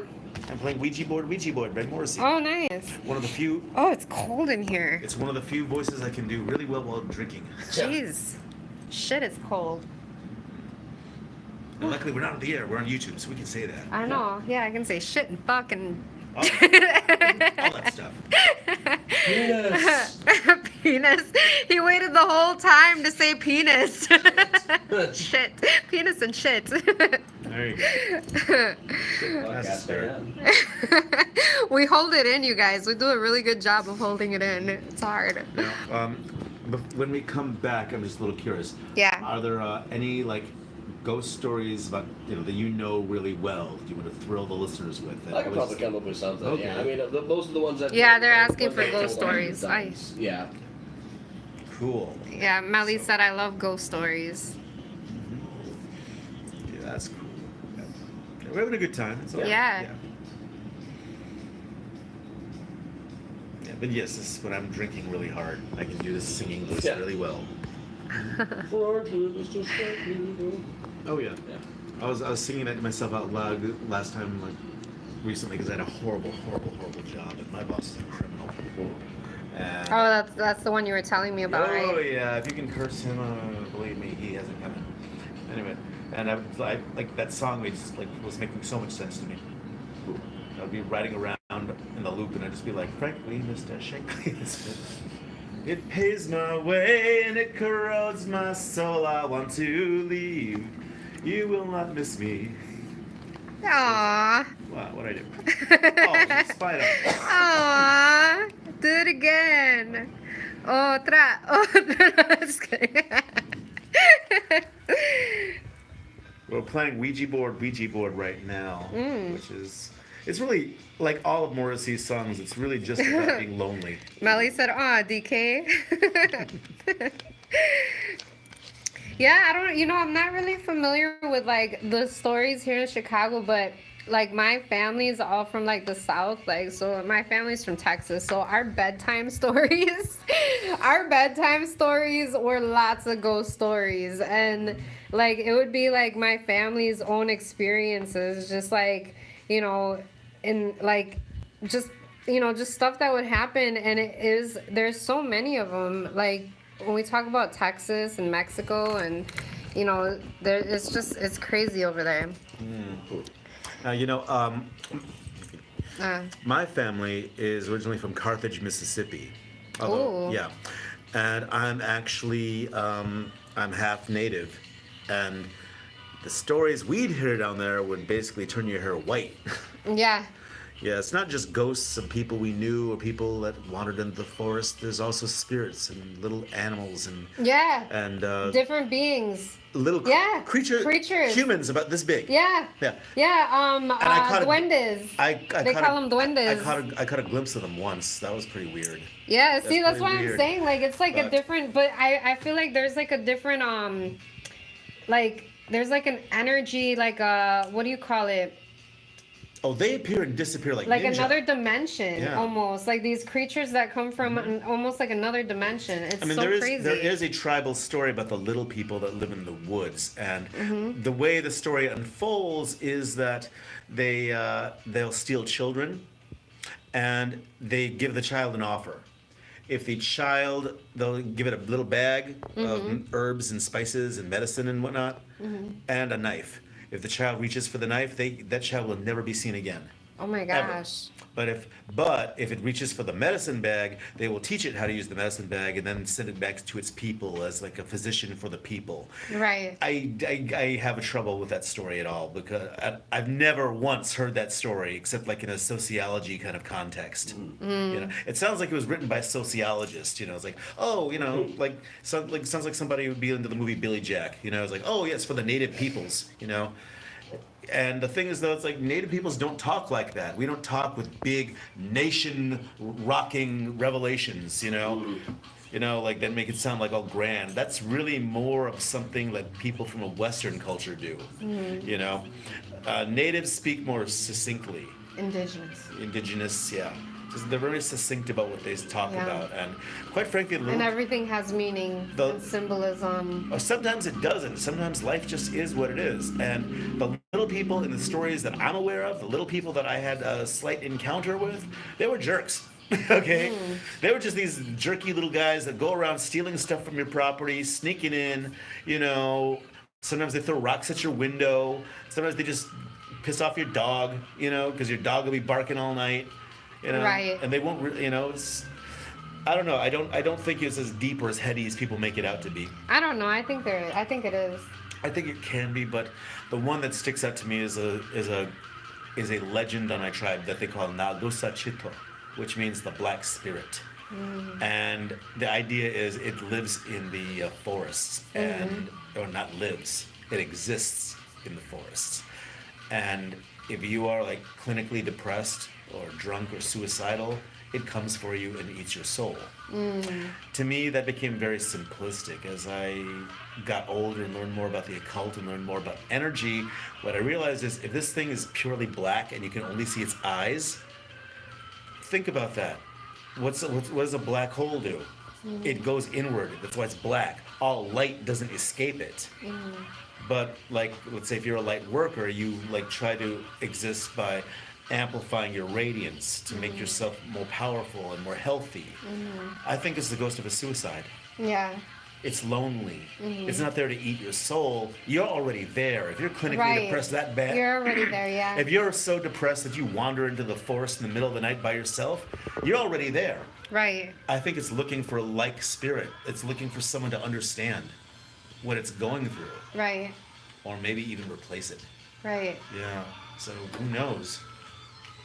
I saw it in a dream once, and I did something unique because I was. I'll let it go. But anyway, I did something unique in a dream once. I actually encountered it during a very hard time in my life where I was going through a very serious bout of clinical depression. Is that yours? You listen to them that loud, DK? Yeah. My gosh. And then, I saw it like it was coming after me in dreams at that point in my life.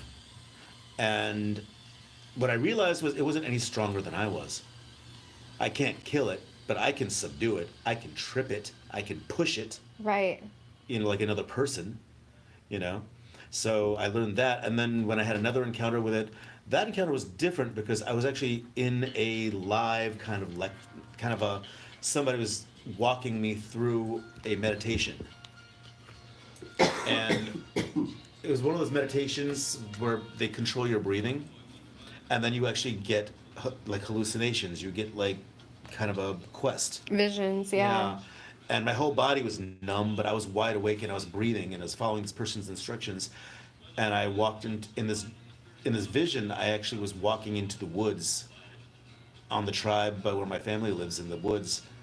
And I used to go through there as a boy all the time, but I saw this like old wooden moldy shack, small one, not a big shack, more like almost like a tool shed almost. And I opened the door and it's in there, only it's curled up in a ball, it's in the corner, it's all fetal, and it's covered in this moldy blanket, and it's just pathetic. Oh. And I did the only thing I could think to do was I leaned down towards it and I embraced it. Oh. And then it just let go. You helped it. Sort of. It merged with me. Oh, dang. My life is not easy by any stretch, but I'm pretty hard to kill now. I'm also pretty hard to shock. Yeah. I'm not 100% sure if that was the right thing to do. Right. but I was like, okay, Damn, DK, we might I'd never heard of this. I never heard of might this have to before. cleanse your ass. No, I'm like, hold on, wait, what? It's weird because about a year and a half ago, I met up with somebody who was a light worker who was very deeply steeped in these things, and especially working with angels and stuff. And she said the craziest thing to me. We'd known each other for ages, but we'd never really like sat down and hung out. Right. And this is the first time we got to do that. And she was doing readings on me and stuff, and she goes, when you were in your early 20s, something attached itself to you. Something dark. It's part of you. It attached itself. It needs to go. So she called forth on certain angelic spirits and stuff like that, and I allowed her to do a cleansing on me, and I got to things were a little different since then. Mm-hmm. Just a little different. So I don't know. That's my story. Right. Yeah. But yeah, the South has all kinds of crazy stories that basically make your hair stand on end. Yeah. Yeah. And we're coming back very shortly. We're coming back? Yeah. Give us about a minute and a half. Okay.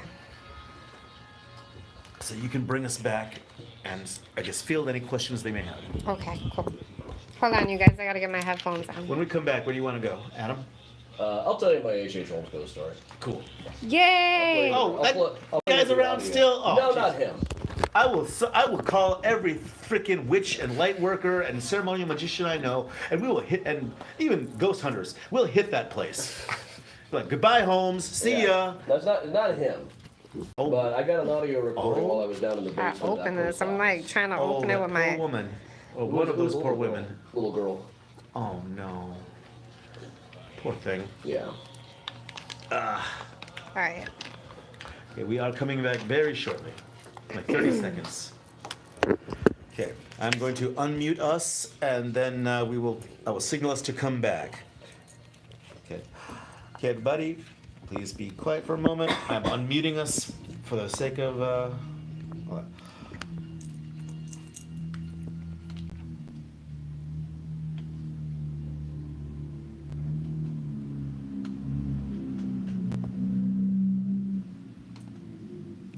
And you are listening to Magic Radio Chicago at Que4.org, the station that creates beauty and defends it with magic. Darn right. Yeah. And welcome back, everybody, to our 160th episode of Magic Radio Chicago, streaming live from here at Que4.org, the station you happen to be listening to right now. Incidentally, I would like to bring up one little tidbit of information you may not be aware of. Next week, here at Que4 Radio itself, Right here. and nowhere else. At least not then. we will be here at Greater Chicagoland Pagan Pride, being hosted here at Que4 Radio. So if you're a Que4 listener and you're into paganism or witchcraft or just world religions, or you like cool swag, the cool or culty swag, by all means, come over here to Que4. You can meet some of your favorite Que4 hosts, such as myself and Nina, and you can meet people and see the events, and it'll be a great time. And this will be happening here at Que4 Radio, and the address will be 2643 West Chicago Avenue.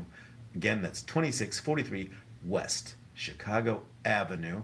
We're, what would you say, Nina, roughly 3 blocks west of Chicago and Western? Yeah. Yeah, roughly. Yeah, roughly. One thing is, there's a sweet.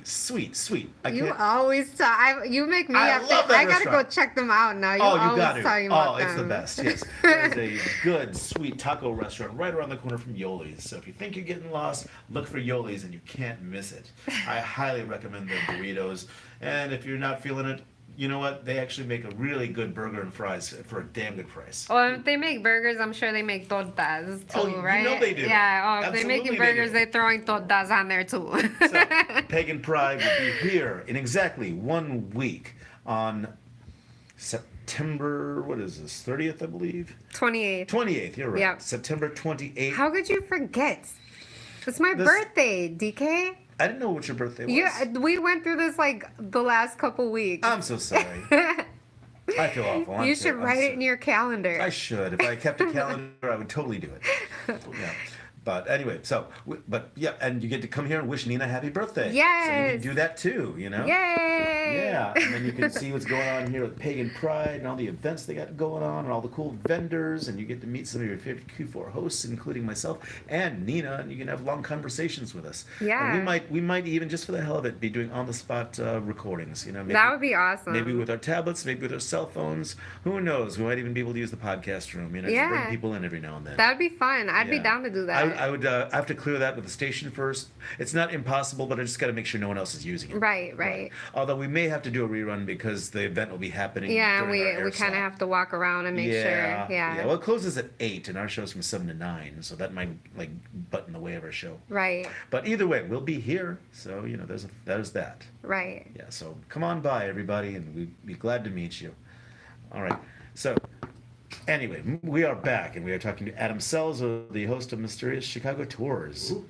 All right, now you were saying a little while ago that there is the story, a particular ghost story you're about to mention. I do have an H.H. Holmes ghost story. That's, Ooh, okay. I'm sure Yes. you just picked up a lot of ears out there. All right, so Yes. for those who may not know, H.H. Holmes is a guy we tend to advertise as America's first serial killer, which is not remotely true. He wasn't the first in Chicago.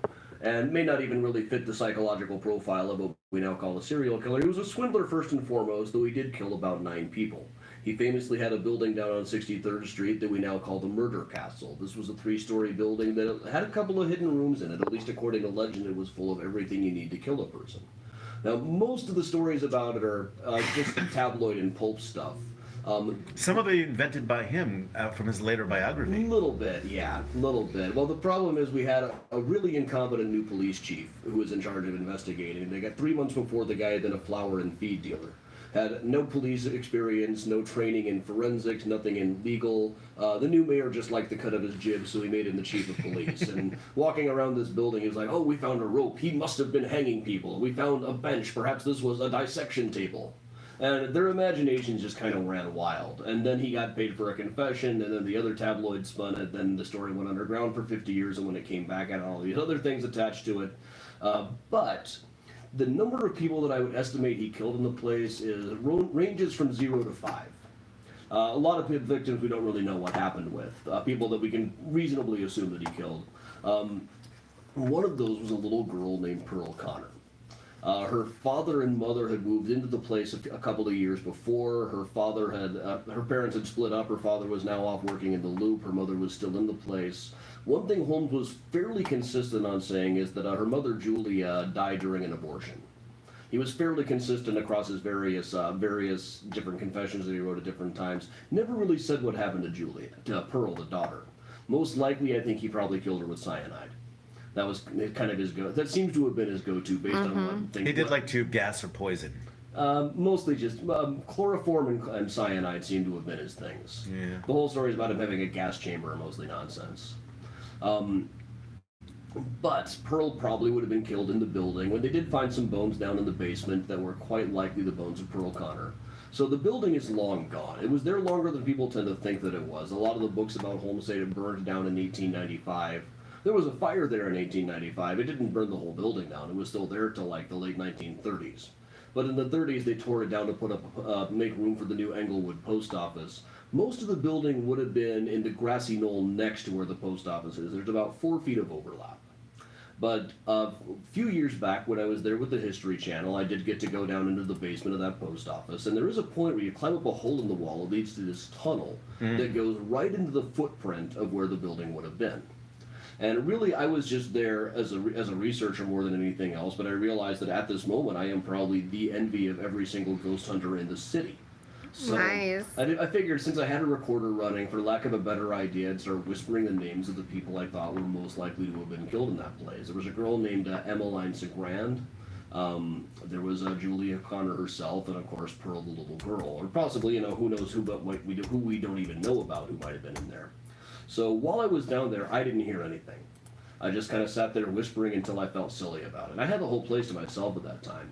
Then when I played the recording back later, right while I was whispering, there was a sound like a little girl singing. Louder than my whispering on the recording, and I've got it here. Yeah, play it. Yeah, I'll see if it's loud enough. You probably don't even need headphones on for this. You should be able to hear. First, you'll hear me whispering. We got the aux cable right here if necessary. Oh yeah, I can usually just hold it up. Even when I'm doing this on tours, I can hold it up with a little headset microphone. Oh really? Okay, That's go for usually it. good enough. So Absolutely, go for it.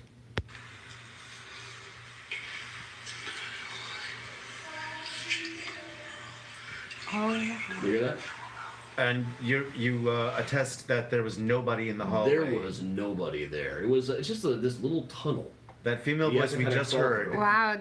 Did you guys hear that at all on YouTube here? Did you guys hear that video that was just played? So yourself and people in your team can attest that there's no little girl in that hallway. There was That definitely no voice we little just girl heard down was there. no one Yeah, from your there team. was nobody there. Yeah. Were you able to make it out what she said? It sounded like something Now, like "Here we go" near or as I can something, try- or near as I can transcribe, and I've played it hundreds of times now. It sounds to me, I wish if it was like somebody saying "Come and play with me," then I'd think somebody was messing with me. right. Near as I can transcribe, it sounds to me like she's saying "Sorry, Beefalo," which sounds like the worst Chef Boyardee product of all time. Totally. Ah. But other people hear different things in it. It depends too. I mean, I've heard I've misheard song lyrics my whole life. Oh, but sure, yeah. yeah. So I mean, it could But- be something else. You know? Yeah, I've played it. I've played it any number of different ways. People who know more about these things have analyzed the waveform and things like that. So far, I got no explanation for what that is. So you've had this audio tape analyzed. People have analyzed it, yeah. Wow. That's amazing. And there's nothing like Nobody's really come up with a good explanation for it. I tried to reproduce the effect when I went back in there a couple of years later. I tried the same thing and got nothing. Now, just out of curiosity, was it around the same time of year? Were the weather conditions similar? Not really, no. That's a Of course, that's a possibility. factor, Yeah. I mean, Savannah Ghost Research Society says, nice catch. Plus the history, love it. Oh, thanks. Yeah, that's good. Do you have any do you have any photos or anything of, and have you caught any spirits in like photos? Nothing that I would say for sure was not just a shadow or something. Right. And so, or ones people have sent me, I can't be sure that they didn't fake it. It's not like Right. these things are difficult to fake. Right. I mean, even like 100 years ago when people were first 150 years ago when people were first reporting ghost photographs, they found dozens of ways that they could have faked it. Right. And that's not like there are fewer of them now. So nothing I would say absolutely. There's things that I'll show off on tours occasionally. So Right. I don't know what this one is or how they would have faked this, but you never know. Right. true. Well, while we're in the the final quarter of the show, I'm just a little curious about something. Would you want to share with the listeners one of Chicago's most famous stories? I'm sure, like, your Resurrection Mary? Why not? Why not? Let's hear your version. All right, so Because there's been so many, and maybe there have been so many. And you have a tour, so I'm sure you have your own take on this. Yeah, well, it's a fairly common thing. Absolutely. Back in the early, Resurrection Mary is Chicago's resident vanishing hitchhiker, and there's this is the kind of story you hear an awful lot, that a guy was out at a ballroom one night, met a girl, danced with her all night, then he offered to drive her home, and when he got up to her house, he looked to the side and she was gone. So he walked up to the door and says, I just gave your daughter a ride home, is she okay? And the woman says, that can't have been my daughter. My daughter died in a horrible accident 3 years ago. Then behind her on the piano, he sees a picture of the girl who was just in his car. Now, usually when people tell the Resurrection Mary story, that's the story they're telling, and usually there's something like he'll find his sweater on her grave the next day. Something like that, yeah. And the stories like this go around quite a bit. Folklorists in the 1930s and 40s started collecting stories, and they find that these same tropes come up over and over again. Meeting her at a place of entertainment, finding out that she died a few years ago, seeing that picture on a piano, finding some outerwear on her grave the next day. And usually when people tell the story of Resurrection Mary, or one in Chicago, a Resurrection Cemetery, all of those elements are there. But when you look at the first-hand sightings of Mary, and one thing that makes Mary different from other vanishing hitchhikers is we actually have first-hand accounts of this going back to 1930. Most of the elements aren't there. The first-hand encounters are usually much more casual. It's like I was driving home. Like the one first-hand one I ever recorded is somebody told me it was the early 70s. I was driving home and I saw this girl sitting by the side of the road looking upset. I thought it was a girl that I knew from my high school. And then I pulled over and said, hey, you need a ride? And she looked up, and then I realized it wasn't the girl that I thought it was, but I'm not going to drive away then. I did look like a total jerk. So she got into the car, and about a block later, I just looked over to the side and she was gone. And we were going right by Resurrection Cemetery at the time. And usually it's like that. There's no meeting her at a dance hall. There's no going to her house. If they went to her house or to her grave the next day, we'd know who she was supposed to be the ghost of. But there's definitely no consensus on that. We're even making there's about 70 young Marys buried at Resurrection in the right time period, between about 1915 and 1930. But even then, we're making the very broad assumption that it's actually a girl named Mary at all, because I've never found a good first-hand encounter where the ghost says what her name is. And I've actually heard there's more than one candidate. There's quite a few going around. Like Mary Bergovie is probably the most common, just because she did die in a car wreck. She died in a car wreck on Wackerin Lake, but I think that by the time she died, it was the story was probably 3 or 4 years old at least by the time she died. Okay, So that kind of takes her not out. Yeah. There's I know there's one guy who pushes a woman named Mary Miskowski, who supposedly died in 1930 in a car wreck on Archer Avenue on Halloween night. But I looked her up. I found out she not only didn't die in a car wreck on Halloween night, she lived until the 1950s. Well, So that probably scratches eliminates her out. Yeah. And there's a story about a girl named Anna Norcus, but she's in a whole different cemetery. And she was only 12 years old at the time. Doesn't match the descriptions of any first-hand encounter. But even then, it could be any number of girls who are buried out there, assuming the ghost is real to begin with. And it could just be that we call her Resurrection Mary because it's got a better ring to it than like Resurrection Ethel. Or Resurrection Gladys. Or Gertrude. Yeah. Yeah. That's certainly the most famous one in Chicago. These days, I don't know if I'd ever believe somebody who told me they gave her a ride last week, partly because now the story is so well known that everybody already knows it. Now, And wasn't also there are people who get their kicks by dressing up in a white dress and walking down Archer Avenue by Resurrection just to mess with people. I can see Yeah. that. Yeah. Yeah. Now, if I recall, let me think. I was going to say something just now. It has something to do with the Resurrection Mary thing. Yeah, Oh, right. Wasn't there like a Halloween thing where basically, I don't know if they do it now, but I remember when I was growing up, like in my teens, it was a thing where like people every Halloween would all like take their cars out and kind of surround Resurrection Cemetery, almost like tailgating. Sure, and I don't know if and it's, just I don't know if waiting it's to see official. her. I don't know if it's official, but certainly people show up. Oh, I don't think it's official, Yeah. no, but I think there was always a crowd like every year. Yeah, and there was a story for a while that there were like scorch marks and handprints on a couple of the bars. I want to see those And, bars. Those well, bars are famous. Yeah, they're long gone now. The cemetery got rid of them. But I actually had a woman come up to me at a book signing one time and said, "Yeah, I'm actually a part of this story. My dad's the one who backed into those gates in the first place. He was working at Resurrection and he backed in and busted them up really good. And really, the scorch marks were when he tried to like temper them to get them bent back together." Oh, wow. They always thought that was hilarious. But that still doesn't explain the It palm and doesn't- the yeah. fingerprints. If you ever, I've seen photos of this. Yeah. Now. If you look at the photos of the actual bars that are claimed were actually bent by Resurrection Mary, it looks like, imagine if you like made like bars out of clay and you just grabbed it and started Yeah. squishing it. It looks a lot like that. Mhm. But to be honest, what I know of parapsychology and ghosts, it just doesn't jibe. Mhm. Ghosts aren't known to do that, let alone like grab objects and make them white hot. Right. You know, that doesn't, generally, if anything, they get colder. Mm-hmm. You know, and I just don't see how that works. Yeah, now I did have one better story from somebody. I can't remember right now if it was the same woman or not, but she said that her father worked at Resurrection and the grounds crew. One day they were burying this woman and heard a noise coming out of the coffin. And they opened it up and she was dead.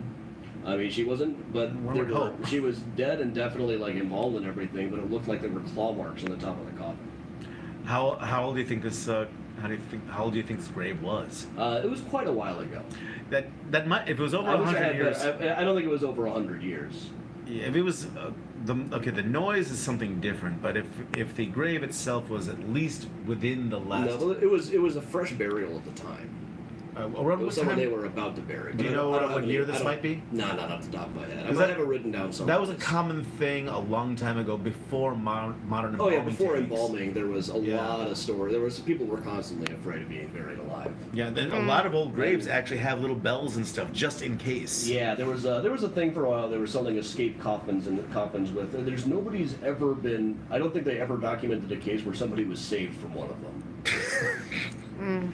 But there are things where they find like 1% of the cases when they did a removal or something and moved the cemetery. About like 1% of the cases, it looked like there were signs that they had woken back up at some point.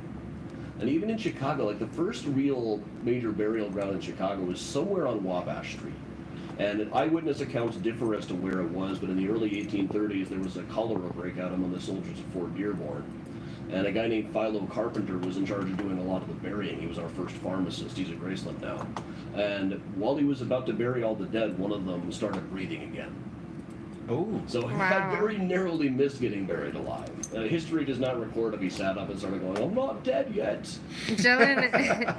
Jillian Contreras says that's where the saying "saved by the bell" comes from. I think That it's a makes boxing- sense. I think it's a boxing term, actually. Oh. But people, She that's might one be of those right. things where, Yeah, she might be. That's one of those things where the tour guides love to say that's where we get the phrase, and it's almost never actually true. They also say "dead ringer" is where it comes from, the safety coffins too. That makes sense as well. Yeah. Who knows? Only That's dead possible. ringer doesn't mean that. It means looks exactly like someone. True. It's one of those fascinating facts that tour guides love to tell without bothering to see whether it's actually true or not. And I know there's like some haunting tour in Edinburgh where they have like a whole thing about how like the process of hanging somebody publicly led to all of these phrases. Like they would let them stand on a soapbox, so that's where we get the phrase "on your soapbox," and they would ring a bell when they're coming, so that's where we get "dead ringer." And I doubt any of it's actually accurate. But I'm kind of a spoilsport with that kind of stuff. Yeah, I was gonna say yeah. I hate to spoil people's fun, but I really don't. I think Saved by the Bell is a boxing thing. That probably makes the most sense. It looks like we are in the tail end of our show, so while we have a little time left, by all means, please share your information with our listeners. So they know where they can find your tours. Well, if you go to adamchicago.com, that'll link you to all of my stuff. I try to keep all of my upcoming tours listed right on the front page. Like tomorrow, I've still got a little bit of space on my Roseville Cemetery tour. Next Saturday is Grave Robbing 101 in Lincoln Park. Everything you need to know to launch your career as a 19th century body snatcher today. And next Saturday after that is Architecture of Mysterious Chicago, which is an architectural walking tour, but also with some murder stories in it, unsolved mysteries and weird stuff from history. I'm at cemeteries just about every weekend all through October. There's all kinds of stuff coming up. Okay. And where can they find you? AdamChicago.com. AdamChicago.com. Adam Chicago. And on the blog this week, I got some interesting stuff coming up on the blog this week while I was in the newspaper archives. And one of my favorite things about digging through old microfilm reels is you're apt to find other things than what you're looking for. I mean, a lot of the things that my favorite stories are stuff that I ran across while I was looking for something else in the microfilm room. This week, I was digging through an old one at the History Museum. It's like an old abolitionist newspaper, and ran across this transcript they gave of a Frederick Douglass speech. And he had a great line in it I noticed right away. He said, "The slave, when he is first running away, had rather run into a wolf than a Christian. Better a rattlesnake than a man with a prayer book under his arm." And so I'm like, wow, that's a great speech. And I tried to Google it. It turns out that speech has never been transcribed before. Interesting. So it's I hate to call it a lost Frederick Douglass speech because that would imply people were looking for it, but it's an unpublished speech by Frederick Douglass. So I'm going to have that on the blog this week. Awesome. Nice. Thank you so much for coming in and telling us all about your tour and sharing it with our listeners. All right, thanks for having me. Please come back again sometime. Sure. And let us know what else you got cooking. All right, it's always All something right. in the fire. Yep. Nina, now for our listeners, while we have a moment, what's going on with you again? Hold on. I'm sorry. I'm trying to flip this around. Yeah. Okay. Yeah. That's what I'm like, what exactly? Because I got a lot of things going on. Oh, you always got something cooking too. I guess I'll start first. Wednesday is the class that I will be teaching. It's a workshop. It's Crystal Magic Workshop. The tickets are available on Eventbrite. The workshop is being held at Ojo de Fortuna, and I will be here September 28th for Pagan Pride, and then October 5th I will be hosting the 3rd annual Witches Ball. Tickets are still available for that as well, only until the 24th. So get them while you can. And then October 6th, we are also hosting the Witches Expo. We have about 20 vendors that will be participating in the Witches Expo. All of them witches. Everything is witch made, witch crafted. So if you guys want to come and attend that, we welcome everybody. We're family friendly for that event. And and this Thursday I will actually be hosting my first radio show, House of Spiritual Vibes. So if you guys want to listen in on that, thank you so much. If you guys want to listen in on that, you guys can check us out at Que4.org. I will be on from 5 to 7, that is Central Standard Time. Or you could also join me on, I will be streaming on Facebook for that one because my show is more of a call-in show. And I'll be answering a lot of questions dealing with witchcraft, spell work, especially with the new moon we got coming up, the new moon in Libra. So I will also be giving you recommendations of different spells you can use and you can do to create balance in your life. And we will also be celebrating Hispanic Heritage Month. So yeah, definitely check us out on Thursday. And that was my big announcement for today, was just letting you guys know that I am going to be hosting my own show. I'm still going to be here partnered up with DK, so I'm not leaving him. My new radio BFF. So That's about all I got going on. And what about you, DK? Well, I'll be at Pagan Pride next week here with you, Nina, and that's going to take place here at Q4 Radio at 2643 West Chicago Avenue, and that's from 10 a.m. Okay, what is it? 10 a.m. until 8 p.m. So that's going to be a fun time all day Yes. long. All right. So thank you so very much, Nina. Adam, thank you for coming in. I Thanks for having me. thank all of our Q4 listeners for tuning in, and everybody on YouTube for Yes. questions. Thank you, Thank you guys. so much. And I'd like to remind our listeners, as I do every week, to remember that the magical path is in fact religious. Just remember that religion done right is art. Look for the art in your world and you will make your life magical. Have a good night, everyone. Good night, you guys.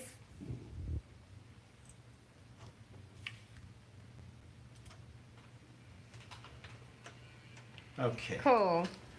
And we're good. That was good. Thanks for having me. Thank you so much. Thank for you having so me. much. For coming in. Yes, Libra. My brother Sir, feel just free to joined come in. us. I'm sure Yes. we could have compared ghost hunting notes and whatnot. Yeah, another time. Yeah. Well, we'll be at the gallery Awesome. tomorrow. Feel free to.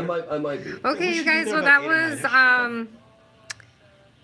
Sorry, I'm over here talking on YouTube. Like, all right, you guys. Well, I'm gonna go ahead and check out. Thank you guys for tuning in. Thank you for joining me and DK here on another awesome episode. This is how many episodes have we done together already? Probably like 4. Like 4, I right? wanna say Like 4. Yeah. 4 or 5. One I missed, so At it least would have been roughly 4. Yeah, roughly like about 4. Maybe 3 or 4. Yeah. Yeah, so thank you guys for supporting us in what it is that we do. And thank you so much, you guys. I like doing these live streams. That way you guys could catch like some behind the scenes action. And we like answering you guys' questions on here too. So thank you so much for watching. Thank you for your continued love and support. We will see you guys at the next video. Divine blessings to you today, tomorrow, and always. Ashe.